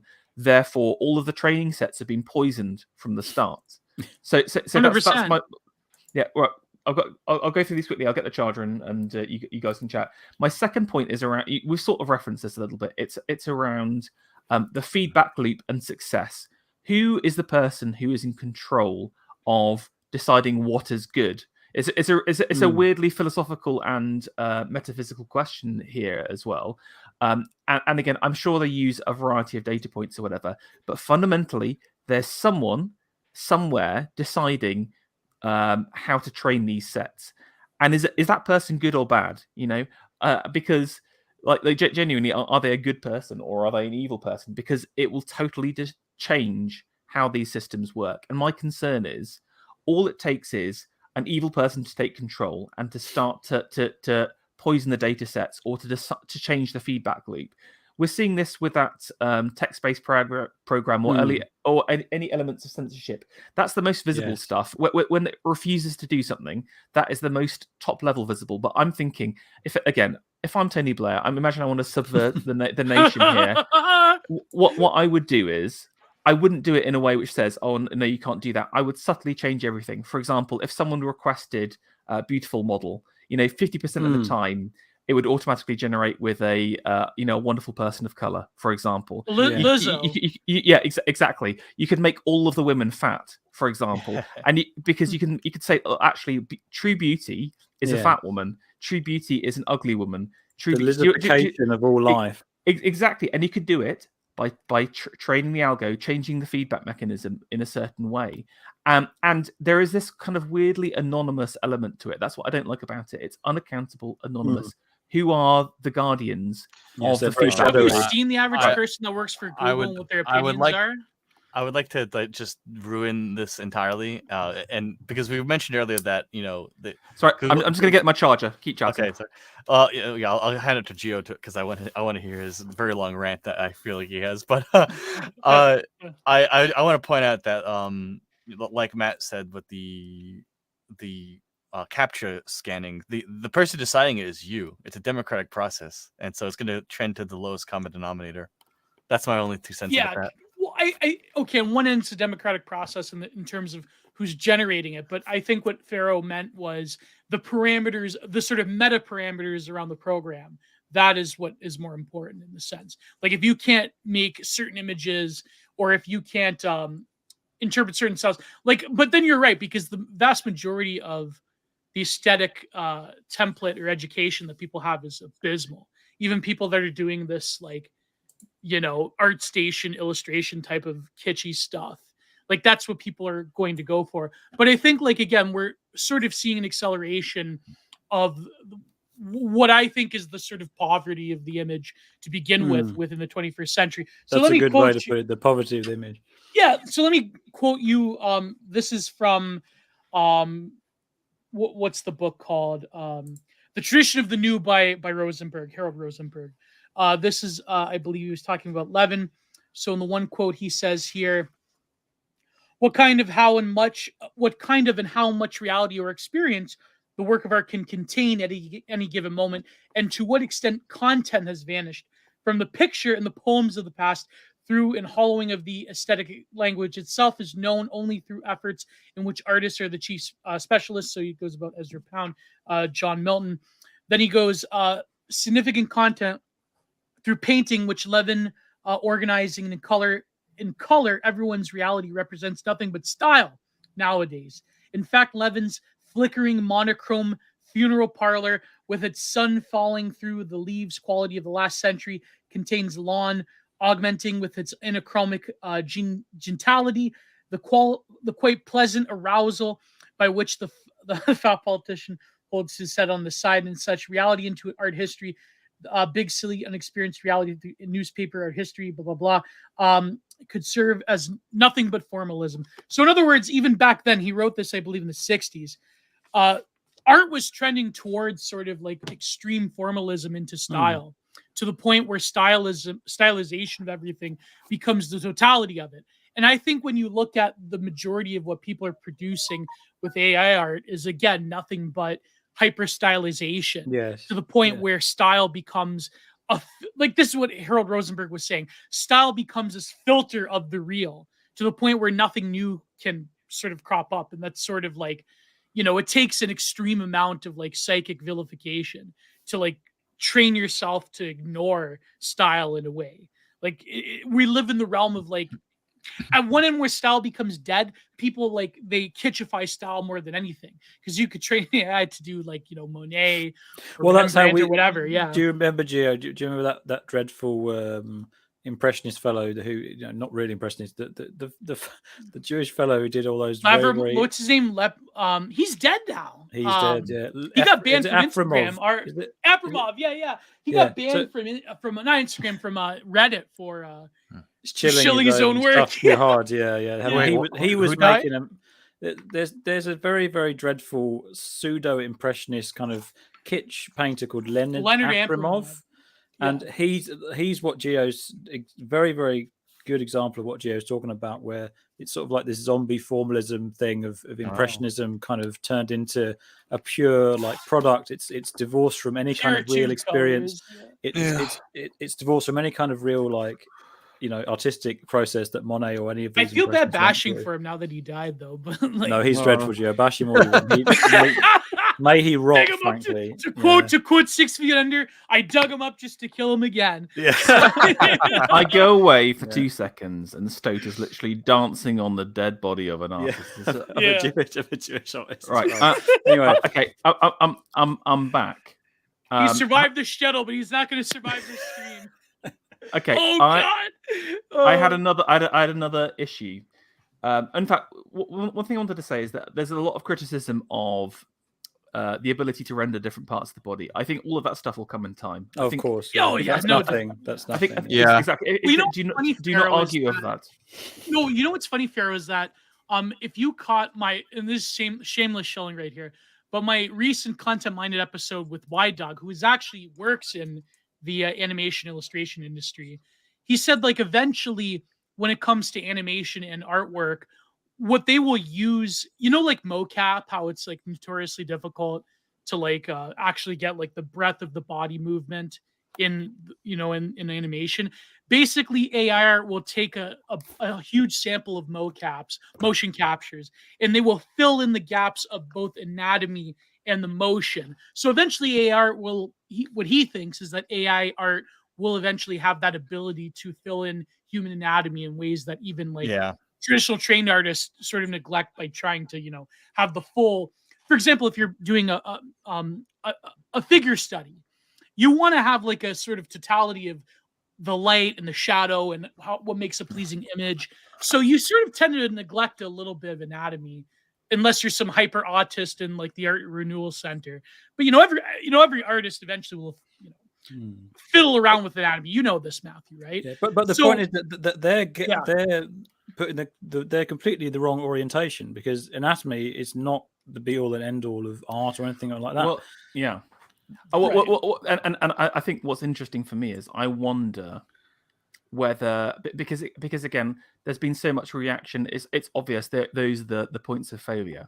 So I wonder if all of these algo masters will be rewriting them with a focus on anatomy, and you're going to end up with a very specific kind of art if you do that at the same time. And this sort of leads me on to someone earlier on, I forget who, sorry, was making the point around originality. And there is a degree of issue with this. For example, imagine we're creating our own algo, and again we just put in old masters as part of it. It will never create anything more than those pictures that you put in.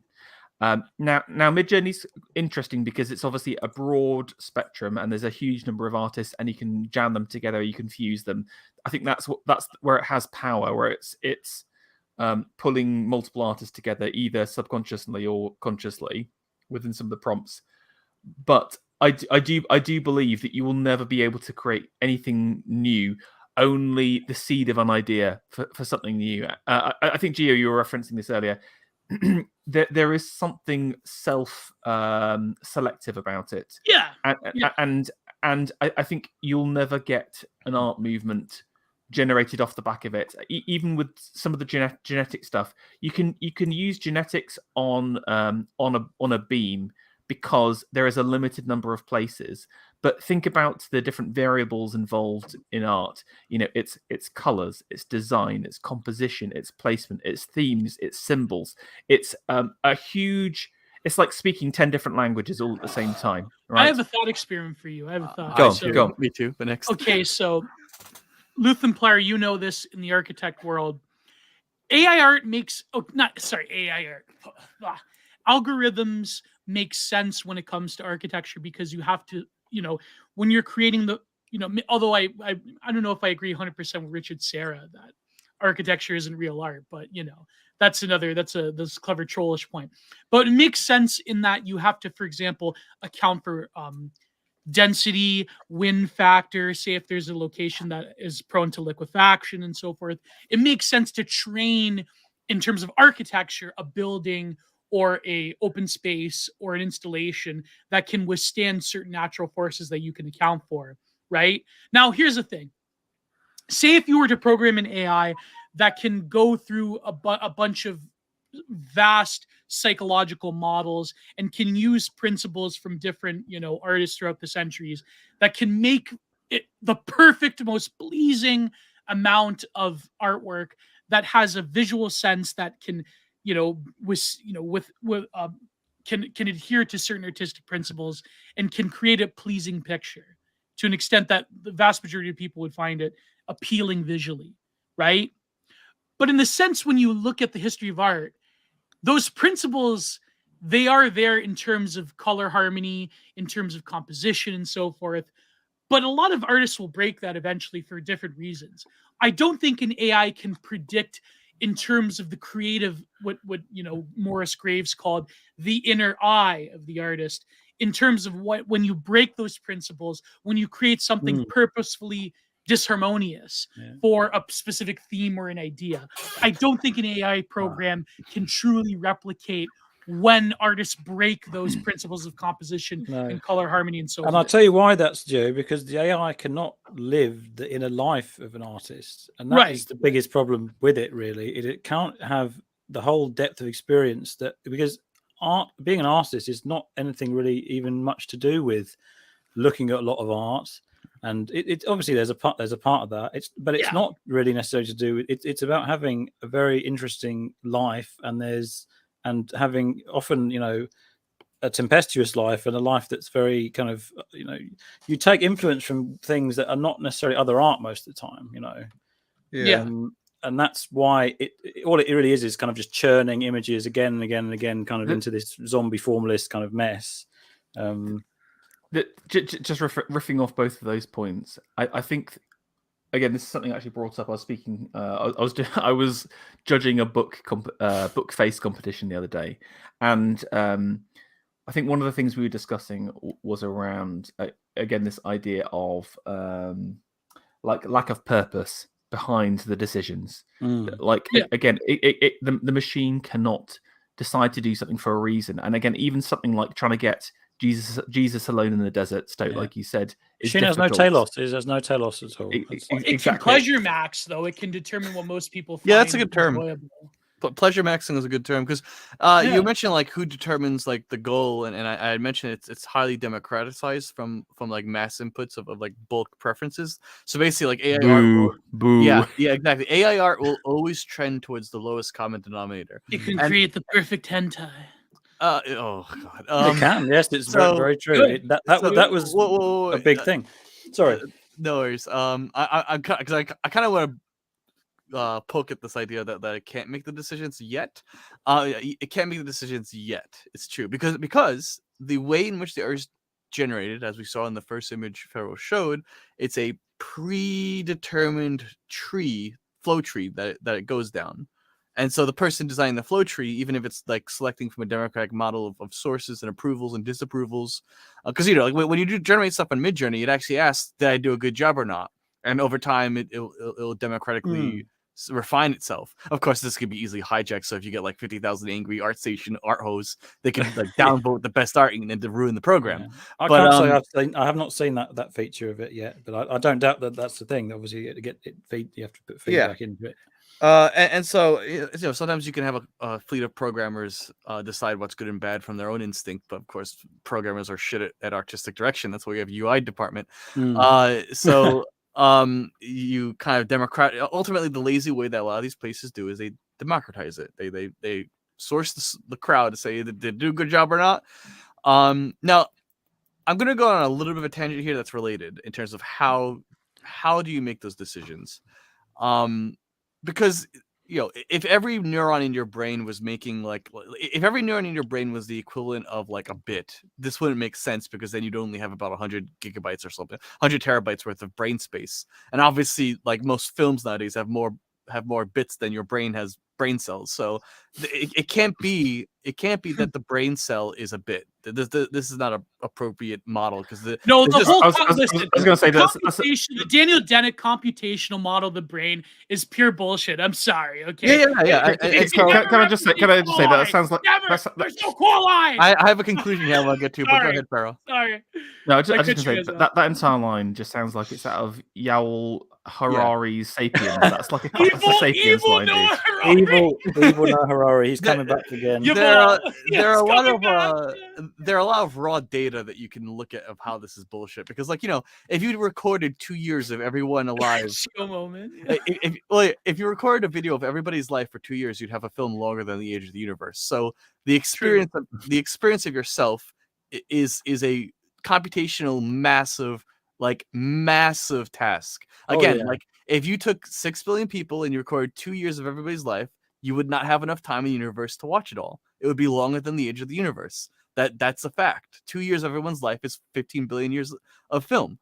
That's a crazy thought, but every moment of your life is a computational offloading of data of huge amounts of processing power. There have been people who have tried to figure this out with the brain. How is the brain managing this massive sample size of data with 100 terabytes worth of bits? There's this guy you want to look into for your own research, Stephen Hameroff. He did a TED talk once. He's a bit of a psychedelic guy, but he has an interesting thing. He dissected brain cells to try and figure out what the fuck's going on in these things, how are they working. And he found that within each individual brain cell, there are microtubules that appear to have a bit-like structure to them. So each individual brain cell will have trillions of bits worth of processing power. But that's not the only thing. That's okay, you artistically found out where the bits are. Congratulations. How's the decision? An infinitely large terabyte hard drive will still have the problem of how do you make the decisions. What he found is that the circumference of these tubules is small enough that there is a little bit of quantum black magic going on where things will randomly flip-flop between ones and zeros, in a non-random way, essentially. And so what he basically claims he found is that the neuron isn't just a storage of bits. It's actually tapping into the fundamental uncertainty of the universe. It's essentially, at the macro scale, the universe is very deterministic, but at the micro scale, it becomes a little bit random, unpredictable. People like the black magic that what that basically means is that there's some noise at the small scale of the universe that we don't yet have the ability to perceive, and the brain, the neuron appears to be taking that noise at the microscopic scale and amplifying it into the macro scale. Thus, the decision process is coming from like a fundamental uncertainty in the universe, which is kind of cool. Essentially, your brain is pumping undetermined data into the deterministic universe. You're an entropy machine, which is that's kind of cool. That's what I mean. It's a support for the non-causal theory of consciousness, that it's externalized from just the brain, whereas the computational model, in terms of like, here's the thing: memory is dynamic. It's not like a data storage. I was actually reading this the other day. It was a passage Byung-Chul Han had in the Agony of Eros. Like, memory has like a lot of triggers from scent, and it interprets things, it reconstructs things. Whereas I think when you look at things from a data set, which I think, to play into this discussion about AI art, even if you were to, if you were to take a cartography of the vast majority of artwork, let's say within the Western canon, and like what Midjourney does, and you were to pump it through this AI program, it doesn't necessarily capture the breadth of those dynamic decision making that goes on when it comes to what culminates in an art style or a movement or even the individual artist. I think like that's what people say when there are inherent limitations to any sort of quote unquote artificial intelligence. Again, like you were saying with John Dee's point, right?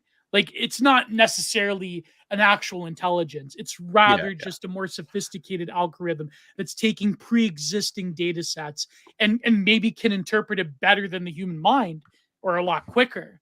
But you know what I mean? Yeah. Okay. That's some good tangenting. The tangenting is over. Right. Next point. The impact on the art market. I want to know what you guys think. What kind of waves? We'll go through each of them. Yeah, millions of Wacom tablets must die. Stoke first. You'll get to speak in a second. I'll tell you real fast. Just a few impressions I've had just from sort of feeling the air. Not to say I used to do album covers for metal bands when I was in my early 20s, and I can definitely see that they're obviously, so on Twitter, there's obviously a hardcore contingent of people who are extremely anti that, and they put their wallet on the line, and they will always say, I will never pay for something and never commission anybody who uses AI in their work. And they do it as a flex, as, like, I'm a staunch kind of like, I support the real humanity here, blah, blah. It's the same people who said NFTs are evil and NFTs are, like, destroying art in the same way, where because people would try and sell copyrighted things with NFTs. And a lot of those people, it's weird because there is obviously this kind of conflict between people who want to be this anarchist sort of commie, and also they say, well, respect people's intellectual property and their copyrights and their, it's like you can't use 2 billion images. Can agree on something now. Well, you can't use these 2 billion images that supposedly are, scraped from Google that Midjourney uses, but. So there's obviously going to be like always good. That's why I think that it's kind of a fart in the wind almost, at this whole scare thing about it's going to destroy and obliterate the illustration and concept art world or whatever. Like, I think that there'll always be a dedicated, like, people who have got a following already and they make money from their work. They will not lose money at all. They'll probably actually be even more dedicated patrons and supporters of these people, because they will lean into this by saying, I am a real artist. I never use AI,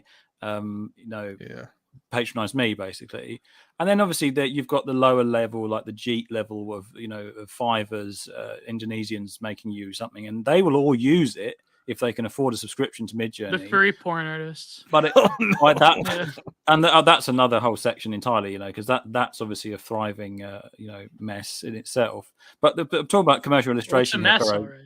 like commercial illustration in terms of like, you know, I want just something. You've seen this on people's articles or their Substacks. You must have seen this, right? There's loads of people on our side using AI generated things to head their Substack articles, their poems, their you know, everything, because in the past they would not have even had that. They'd have used a stock image. I know you're a big fan of stock images, Gio. You're very expressive with the stock images. But nowadays it's like you see it all. It's proliferating all over right wing Twitter. It's like, you know, you got Socrates with like rippling muscles, Zarathustra, whatever, like going crazy, like just because it's literally just so easy. It's taken out any kind of like, you know, there's no middleman. It's just type it in. I want Zarathustra with fucking rippling guns. I want Giga Chad like beheading. Can I just say?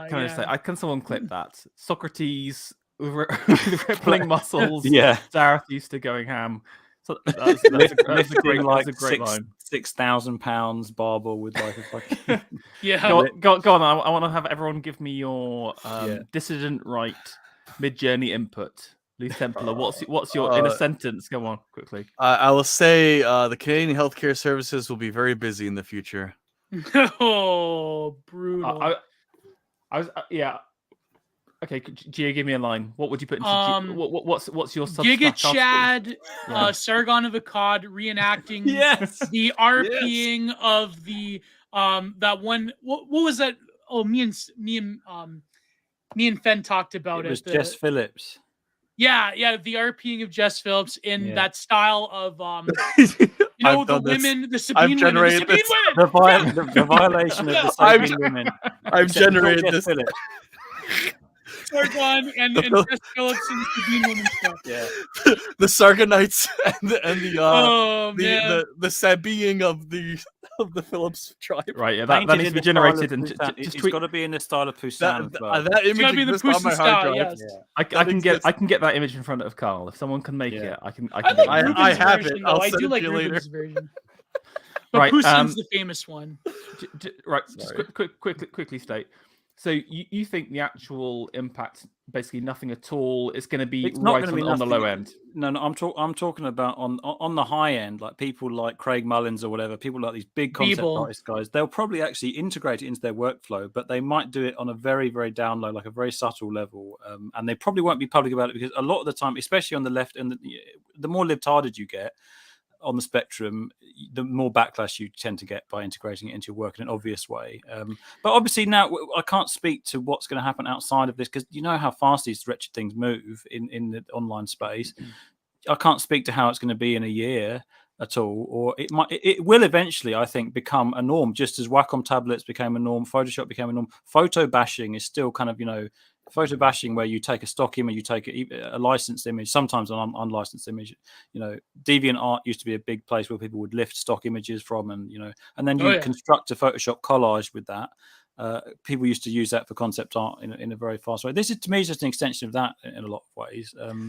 But obviously, doing a wholly generated AI image is a whole different kettle of fish. Now, someone like Craig Mullins or someone like these concept artists, they could not get away with. Yeah. It'd be too obvious. Yes, But just one thing I have noticed is maybe looping back to modern sculpture is the use of technology as an intellectual and creative crutch. For example, we were talking the other day about the fourth plinth, and this is in Trafalgar Square, and the use of scanning, for example. That's right. Yeah. And there was another recent Queen Elizabeth II sculpture, which again was awful, which was clearly scanned, enlarged, and then automatically carved out. I don't know if you remember, Ferro, when me and Gio did the rundown on Sanford Biggers, and he did his infamous Chimera statue of this African mask, which was juxtaposed onto a 3D scan of a Zeus statue. I mean, yeah. Are we going to talk about the Martin Luther King statue? No, we definitely. I want to have a separate, I do want to bring this panel on, maybe for a chat about sculpture. But I think what's interesting is that people have been relying on technology as a crutch more and more to make up for the lack of skill and the lack of actual artistry in their life. And I'm a bit. I think in any other age, this would go down, like you said, Stoke, where it's, again, people just integrating in the workflows, people being subtle and clever and getting something out of it, like yourself. However, I think you're massively overestimating the non-cynical nature of all of these people, and I just see the modern artist as just a form of grifter who's I think that not always. I mean, I will say pretty quickly. I think that because of the oversaturation, though, I think that a lot of the people who try to do this will be hoisted by their own petard in the end. I think that they'll just be overwhelmed with the flood of just pure rubbish that comes out. Like, if you think there's lots of rubbish made in the last 10 years, you better be prepared for, like, you ain't seen nothing next yet. level, like, yeah. But if it's just the effluvia, kind of like the Ganges River of it is. It's turning Ganges of just pure rubbish. But obviously, as men among the ruins, in the Evolian sense here, I step over it. I step over the river of filthy rubbish art. No, but my God, you can do a good. Yeah, he does a good band. But I think there's something interesting here, because will we see the return of pure elitism in art? Yes. Only those that can decipher, only those that can fish from the Ganges and to kind of capture actual nuggets of goodness. I have a quick mini rant about that, actually, because go do that. You got a couple of minutes on that, and I want to hear your take on the industry, but not too long. Well, no, like, this is also the industry. It's basically my rant about the industry. I'm in the medieval era, when things look very flat, the first artists that started doing 3-dimensional photorealistic painting were very, like, elite about how their methods that they developed, and then those Van Eyck brothers. Yeah, and then those sneaky bastards using camera obscura came around and, like, found a way to do it faster, and then it caused a whole big rift. And then, like, who are the purists who are painting based off their, like, trained hand, and who are the people just, like, don't use the camera obscura argument. Yeah. No, not all of them. Some of them were doing the camera obscura to rapidly produce quality art, and some of them became more like cults of personality, where, no, I don't. I have the training. I want you to fund a good trained artist, and that caused a little bit of elitism. And the thing is, like, the competition between what's easy and cheap and fast versus what's qualitative, personalized, and trained is very important. I think that dichotomy is what drives art into new modes of being. When the photograph was invented, it drove painters to move away from photorealistic painting into something more spiritual and in depth. Unfortunately, that led to some modernist twink, but it also led to a number of really interesting, unique ways of doing art after the photograph was invented. And I think the same thing's going to happen here, where, like, you will. I agree with that, Bridgewalker. I definitely agree with you there. No, but what I mean is, like, the camera obscura argument is that I noticed, like, these people that, like, digital artists will defend their craft by saying, well, Vermeer. Oh yeah. To be clear, I'm not on the camera obscura side, even though I use AI art. I eventually want. No, but like photography, it will force people to. I think we'll go back to the handmade, if anything. I think that's would be. Yeah. I can draw pretty well. I post occasionally, like, art that I've drawn myself and how the AI reinterprets my hand. I eventually went to do more of what Stout's doing when I had the time, because right now I'm, like, trying to get my architecture license. I really like what Stout's doing with it, where it's like, okay, the AI can, like, kind of, what did you say, Gio? Like field maxing or something? What was your pleasure maxing? Pleasure maxing. Like, the AI can pleasure max lighting and shadowing, but his hand can make it a meaningful work. And I think that's a really important dichotomy. Yeah. I think if an AI can generate me a GF, I'd be more. What again, like, architects have been using this, probably one of the first fields that were using this back in the early 2000s. And one of the things that they taught us when I was in school is be the artist, not the tool. Like, don't let your, like, who's the design? Is the AI using you as a tool to design, or are you using the AI as a tool to design? Right? So you have to be aware of that. You don't want to, final thought, you don't want to be the gonads of a meme, right? Yeah. Yes. Okay, GA. Well, I actually have a thought. I think that there will be a drive towards the handmade. I think that it's actually funny, the discourse around it, how the libtards have been anti-AI when usually they're more pro-technology in terms of it distorting humanity. But destroying and distorting. But I think that it's funny how there is a sort of undercurrent of, I would say, like the Nietzschean vitalist sector of the right wing of the E-right, like the Amarna Forums type of E-right, where they're like, well, no, AI art is based because this is going to like liberate the subject from any limitations, and that, you know, they're sort of like, they're doing like the Giga Chad yes towards technology, which I think is quite interesting. But I do think that, but it's still, the thing is, it's still trapped in this digital paradigm. Yes. Unfortunately, Unfortunately, yeah. I think like digital kitsch will persist, but I do think that people perhaps will value the handmade more. But speaking of digital kitsch, it's just, you know, because my kitsch is good and other people's kitsch is cringe and blue-pilled. I'm a particular fan of early 2000s stuff. So Luthen Pletter, I have an experiment for you because you're a legit architect. Okay. Well, you're trying to be. Can you design something instead of CAD? Can you take Bryce 3D and design something with it? I'm curious.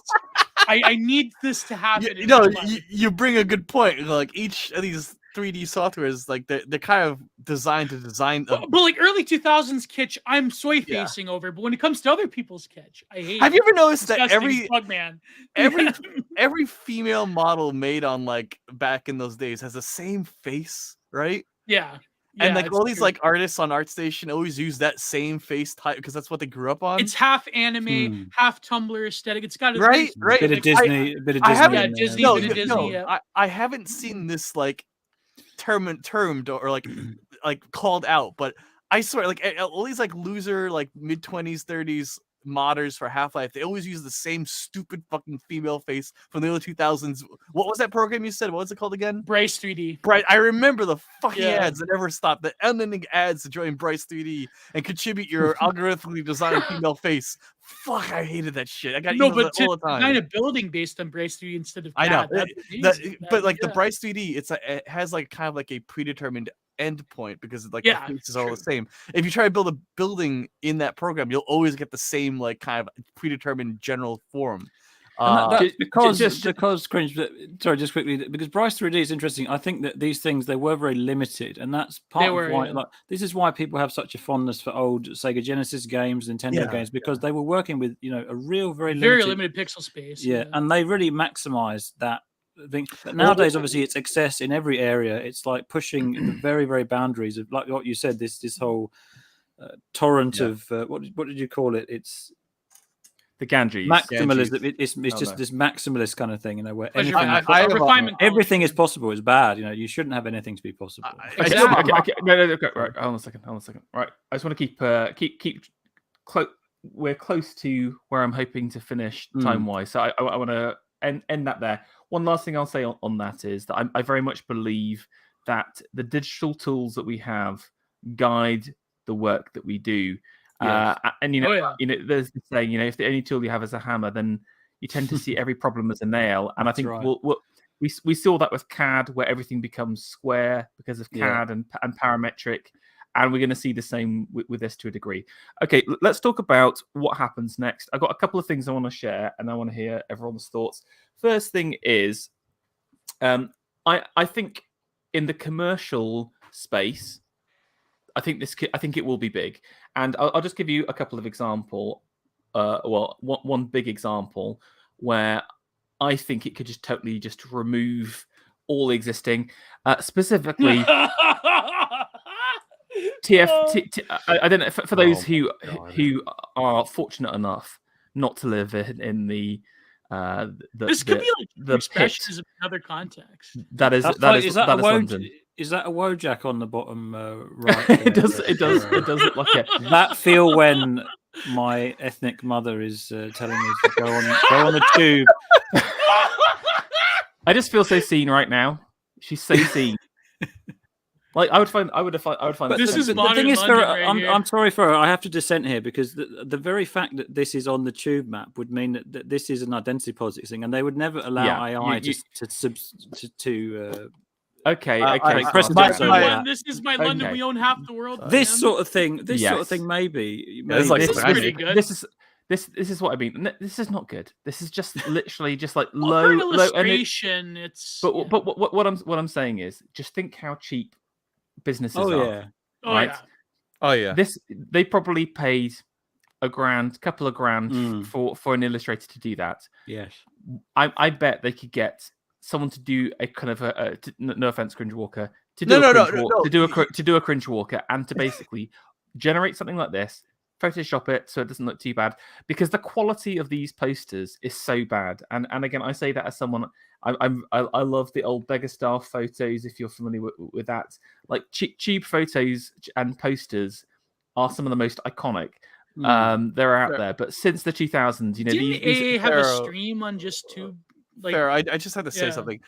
Pharaoh, recently someone came by to ask me to do a piece for them, and they were thinking I was gonna like charge $1,000. I laughed in his face, like, man, I spent like 2 hours max on this stuff, photoshopping, and you pay me like $100.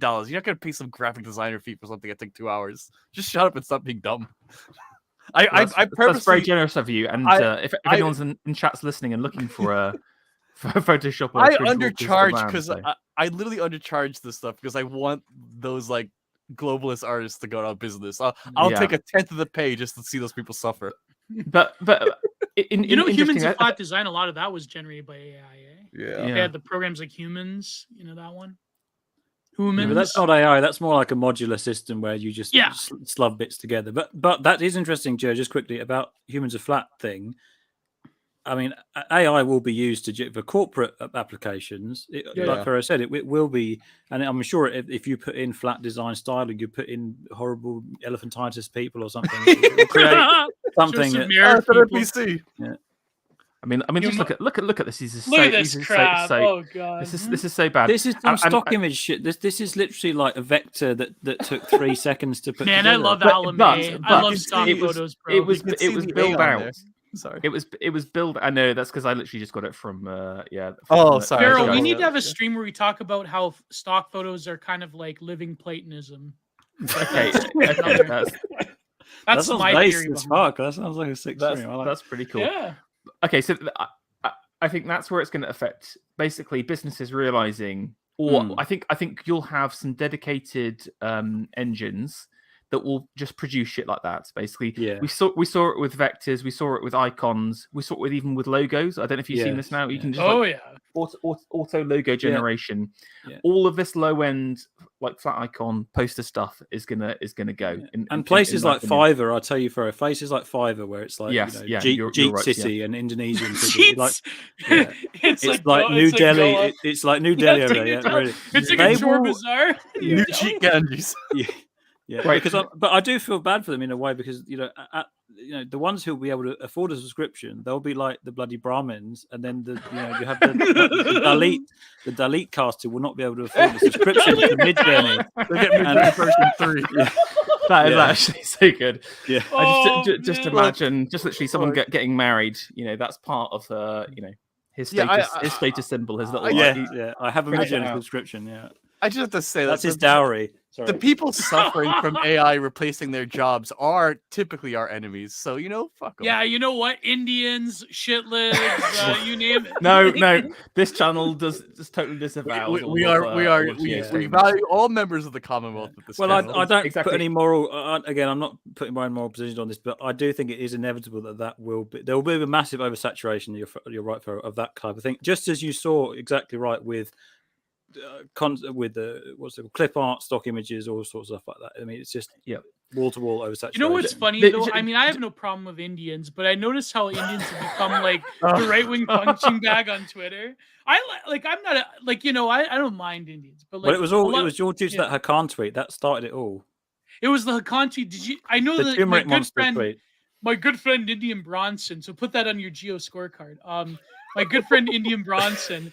He had this tweet about London being like, a city full of like slags getting drunk and falling in the gutter. But then people immediately posted the fucking poo in the loop. Oh, yeah. No, he does get rinsed quite a lot for that. He gets rinsed. I know we're strapped for time. Yeah. Okay. The second thing I want to say about the future, we're talking about how the democratization of the feedback mechanisms is going to lead to the degradation of Midjourney and these other systems. I think you need that curation, but I wonder whether if the future is okay. In the past, people had like trade secrets or techniques that they would do themselves and not tell anyone else unless they had to. I wonder if artists will curate their own personal algorithms. Yep. That's true. That they not only it is open source. It is open source. Yeah, exactly. But they keep, but they also pass down for generations. And I wonder if we'll have these kind of like super pumped up, super curated, tweaked out. Again, this idea of the demon in your pocket. I just feel like it's like Feral. People listen. People already tweet like they're on a fucking algorithm. Okay, Cole posting is a big problem. Half of Twitter's AI. I guarantee you, Feral. I have to say one thing. The one reason why I bought the Midjourney subscription fee is because it has a neat little feature called private, and in private mode, the text prompts and image inputs you put in are localized and no one else gets them, so no one else can mimic my style on those posters. I did that for that reason. You're calling me out here, son. That's because exactly they post like as if they are listen, half the people in the world, they might as well just be NPC AI programs. Do you think most furries are sentient? Do you think no? You know what I mean? Like, do you think most people that post on Twitter with the ridiculous memes have a level of creativity to them? Sometimes they're cool posters. Sometimes I'll put in random bits of code when I know I'm talking to a bot, and I'll break it on Twitter, and I'll laugh my ass off because just like spewing out nonsense. Listen, the problem is that they took the lurkers and they put them as the posters. They took them out of the stands and they put them in the ring, and that was the big problem. I'm just quoting Jim Cornette right here. Right. But for the tweaked out thing, just really quick, I think that there will be, again, you'll have private duchies or patchwork, or you might say, of people who've got their own like super souped up for those who can do it, and they will be closed groups, like they're talking about this dark forest internet idea, which is part of what part of my group is in a way, where you don't let anybody in, you don't let the plebs in, you only let certain people be party to your algorithm, and sometimes you're not even transparent about how it was, like your art or whatever. You might have stuff that's really quite, it just becomes seamless. You don't know it was made with algorithmic at all. Because it stops looking like the signifiers of traditional Midjourney, people being able to sort of say, like we saw, do you remember that ridiculous r/art thing? Oh yes, yeah. Don't mention specific names of people. Yeah. No, I'm not mentioning specific names. I'm saying that on r/art there was that infamous screenshot where a fellow painted something genuinely, and he's just an average deviant art concept artist painting some kind of twee kind of anime stuff, and then this tyrannical moderator on r/art says, excuse me, this definitely was painted with AI. You need your band now, whatever. And the poor fellow is obviously like nonplussed by this, So I think you need to basically create your own demon now. That's your. I'm not a programmer. He's a programmer. Get Cringe to set it up for you, and then you can train it yourself. And I was shocked I'll tell you really fast. I was shocked by how Midjourney, even in the new algorithm, it's awful at creating things that are similar to something like Titian or something like Rubens. It's terrible at doing stuff like that because it's not been. That's not the way they're directing its brain. Exactly. At all. Well, I have a theory cell point about that. Like when you think of it, when it comes to the proliferation of text, like of ideas and discourse, but also images in the digital age, the logic is like totally open, transparent democracy, access to everything, download everything, have everything ready at hand for everybody, right? But when it comes to the idea of having walled gardens on the internet and having like a proliferation to limit discourse in text, but also to limit the image into this walled garden of a community or whatever. That's a very funny idea because I think that certain people are attempting it. There was always in the internet, like, closed private groups and so forth. But to go against that logic in the age of like AI generated images and so forth, it's quite interesting.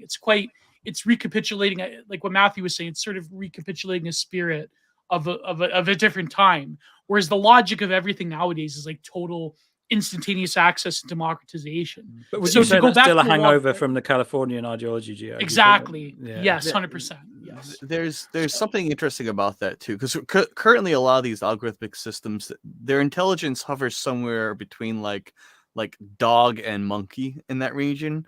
The rumor is that within the next year, I think it's DALL-E. They're planning on doing a neural network that has more neurons than the human brain. That's not necessarily more intelligent. Whales have more neurons than the human brain. They are more intelligent than us. Well, sorry. But at a certain Star Trek. At a certain point, at a certain point, this means if things continue going, and it may not necessarily continue going that way. At a certain point, you will no longer be comparing intelligence to an individual species, but to collectives of species. So, some point in the next 10 years, these algorithmic systems will exceed the brain capacity of an individual, and you'll begin having multiple individuals worth of intelligence. At that point, you might start seeing sparks of creativity, but it'll still be like force fed it. I'm interested in the fact that on a long enough time scale, the total minds working on these systems will be more than that on the Earth, and eventually you'll have like a digital equivalent of like a galactic empire worth of intelligence serving a couple of thousand people. That's concerning to me in the sense that, yeah, that many eyes on a topic, you'll probably not have much like you don't see, and at that point, whoever controls it basically rules the world. But then that opens up the discussion of if intelligence is a quality that is like that is a property that you can hold and it's numerical. Okay. Right. Okay. I think that was an interesting point, but I don't want to go too much into that. Okay, I just want to round up. I want to close the stream off now. Cringe and Geo, very promptly, what do you think the future is for AI? So again, I mean, you've talked about it, Cringe, a little bit. You know, this kind of refinement and control by an elite group of people. But Cringe, just literally a couple of minutes, and then over to Geo for his thoughts as well. Thank you. I'm kind of curious what this software, because I mentioned earlier that there may be some quantum fuckery going on with intelligence versus just memory. So like I'm wondering if the next stage of like capturing the soul in a box may be something involving quantum mechanics. I don't know. I have a suspicion that quantum mechanics is just a research fraud, but anyway, I do see. No, it's not. They already have the machine and it predicts the future. Q has told us so. I have suspicions, but I do wonder at a fundamental level if nature, if there's like a sentience field rather than if sentience is a fundamental part of the universe rather than something that your brain generates. If it's something you can tap into that currently is tapped into biologically, but might be tapped into with a computer, you will have demons in a box, and be careful what you do with that. That shit can be dangerous. That's it. Nice. Okay, Geo. Oh wow. I think that, well, first of all, quantum physics is a huge scam. I think we need to blow BTFO, the G-Slur nerds, and we need to destroy the Hadron Collider. We need to bomb it. And we need to put Yuval Noah Harari inside the Hadron Collider and see what happens. I'm gonna fire him like an atom. Yeah. Listen, we need to send PMC Wagner on a mission to blow up the Hadron Collider. Anyways, sorry, that's my put the Vatnik posting on the scorecard. In Minecraft, yes. But I think that when it comes to the future of AI, a lot of these things are probably going to be more mundane than people think. Like, again, hashtag nothing happening, always being vindicated. But I think that more so people will find a way to integrate the chaos that algorithms have already brought to our lives on a more intense degree. Will there be deepfakes of people? Yes. Will there be voice GPT deepfakes? Yes. Will AI images proliferate a more immense, on the one hand, poverty of aesthetic imagery and education, but also I think there will be people that will find a way to embrace actual artwork once more. But will I think that will people adapt? Because let's face it, we're already in the age of being bombarded with information and the image and the internet. So I think it's really just going to accelerate. It's like what Hulbeck said about the mass biosecurity threat of the previous 2 years. He said that, well, really, it's just going to accelerate trends that already existed in society. AI art will just accelerate things we already have. It will be way less sexy and entertaining and terrifying even than what people imagine. I think we have to err on the side of conservative caution. It will be mundane as fuck to put it bluntly. I mean, endless Marvel money shots. Yeah, exactly. Really. Well, you'll see such a bland ending there. You will see. Here's a more exciting. They will generate whole films with this soon as well. By the way, they will. Bear that in mind. They will be. But whole here's the films. thing, though. It will be whole films. But here's the thing. What has been the driver of a lot of this communication and imagery technology? It's been pornography. It's been the porn industry. So you will have more lurid forms of gooning and parasociality around people, like where you can generate. Are we ending on the gooning? That's the exactly. I love people will generate. They'll take their favorite e-girls and they'll put them through an AI prompt in a VR headset, and they'll go to town. Oh god! And people That's on the Geo scorecard gooning, isn't it? That is on the Geo scorecard. Right. Okay. I'm on that beautiful vision of the future. I'm going to draw a line under the debate. Gentlemen, I just want to thank you so much for your input tonight. I feel amazing. Like. Hopefully, we've had an interesting discussion, and maybe we can revisit the subject in a few years' time just to see how things change. See how advanced the gooning is at that point. I can't believe Gio went there, but that's okay. No, but when you think of the pornographied image has I got it. Right, okay. let's do some shillings at the end. Cringe. What do you want people to see? Like, do you post separately your artworks to a different Twitter account now? Is that right? No. Restoration Bureau. Restoration Bureau is a Telegram channel. I have it linked on my on the top of my Twitter page. My Twitter, I try to post there. I'm eventually going to make more on other topics, but anything political, reactionary, I put on the Telegram. I'll put on the Telegram channel. I'll join your Telegram, Cringe. I'm not joined your Telegram. I'll join it. Yeah. My Twitter is just general nonsense, and I do want to start doing more hand drawn stuff like Stout is doing. I didn't know you were doing that, Stout. I just again commend you for being the artist and not the tool.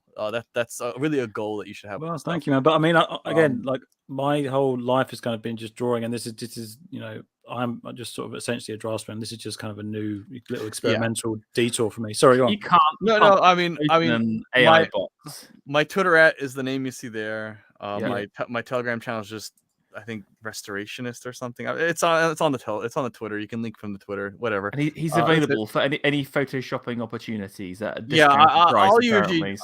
I'll usually charge like 100 or less if someone wants me to do something, because I want to put the evil progressive corporate artists out of work. I will charge as low as I can. I'm an artistic Mexican compared to them. Please just pay. He's the fiver. I want to put those people out of business. He's the cheap fiver. Yeah, right. Gio, anything coming up stream wise for you? What's like, as you know, this week on Digital Archipelago, this week I'm not going to have Content Minded on my channel, Giant Productions, my Patreon, Giant Productions. Also, all the backlog will be on Substack now. You could also pay me on Substack if you don't like Patreon. I'm trying to get back into art. I'm trying to like stock my website to actually sell to people directly. But next week I'm going to have an exciting, amazing Content Minded with Default Friend on the writings of Humdog and like the early internet and stuff like that. It's going to be great. And this week's Digital Archipelago is on my channel as well with Prudentialist. And I believe I said I'm going to force him to read Capitalist Realism. So we're going to read Capitalist Realism this week. So there you go. And everywhere, Substack, Patreon, Twitter. What did you say? I just think Prudentialist is I'm a big fan of his. I want to shill the Digital Archipelago. It's probably my favorite show for I used to hate Thursdays because Thursdays it's an annoying day of the week before Friday after Wednesday, and you've made my Thursdays a lot more enjoyable. Thank you so much. So this week's going to be a Capitalist Realism. So there you go. Okay, wonderful. And State. You've locked all of your I have platforms down. I always tell people read the Gospels and read the Divine Comedy by Dante Alighieri. That's my shilling, really. And follow Matty the Stoat at Twitter if you like. Yeah, for those that don't know, Matthew is a truly wonderful artist. Just follow his Twitter account, and when he sort of hibernates, just like the humble Stoat. Yeah. He always thinks he's he buries down. But when he just imagine a Stoat bursting forth, full of virility and with malice in its heart. The Twitter And account will Sharp Teeth. reactivate, and it will be filled with some of the most beautiful drawings you can ever see. And Matthew also there will be some videos coming out this year. By the way, I definitely will do some drawing tutorial videos. Some will be paywalled, some will be on YouTube. Going into composition, particularly talking about analyzing. First, what I was going to do some analyzing some of Titian's compositions and some of the devices he uses to make a exciting sort of decorative surface in his paintings and stuff. But that will be something that will be on the iPad. So it'll be recorded me drawing on the iPad, basically. That's very cool. And yeah, sign up to the Twitter to find out about that. Yeah, Matthew the Stoat, one word on Twitter. Thank you. Okay, just in terms of the channel, we've got a couple of other streams coming up. Alexander Adams and Panama Hat will be back for a new series on high Gothic art, the international style. I've got some great artists. We're going to do Crivelli. We're going to do who else have I got? I don't know. I got a huge list. It's gonna be awesome. Also on the 24th, Alexander Adams is doing a big talk at some place. I can't remember where it is. It's in North London, but he's got it on his Twitter. So. It's already sold out though. You can't get tickets. So if you're not there, we happy few. Exactly. Are you going, Matthew? Oh yes. Yes. Oh, it will be an elite event. If you are going, let yourself be known on Twitter, and we'll buy you a drink or say hi to you at the event. The new secession of art, for the 21st century is centered around this. I want to make London the hub of this this new. Oh, that's so flourishing. Bullshit, that leaves us North American cells out in the cold, bro. So just come and turn up. Just literally burst the doors down halfway through Alexander Adams' speech. Just come in, do the guitar solo. That's why I did at the first event. I just came in as like an American tourist vibe. Yeah, exactly. In my slacker shorts in the middle of winter. I have to move to London one day, bro. I mean, it's kind of like going out of the frying pan into the fire from Canada to London. Oh yeah. From Ontario. I would say everyone has to gather their men around themselves. Gather people in wherever you are and make an art scene. Because if you don't make an art scene, no one else is going to do it. It's going to be libtards, it's going to be annoying people doing it. And it's going to be the same old churning of images that we discussed before. They run out of creative juices. So take advantage, please, and harness this energy that's building. That's all I'm going to say. Yeah, and hopefully we'll have you guys back for a stream sometime. Like I said, I want to do a deep dive into modern sculpture and just how crap it is. Just that MLK one. We got to talk about that a little bit.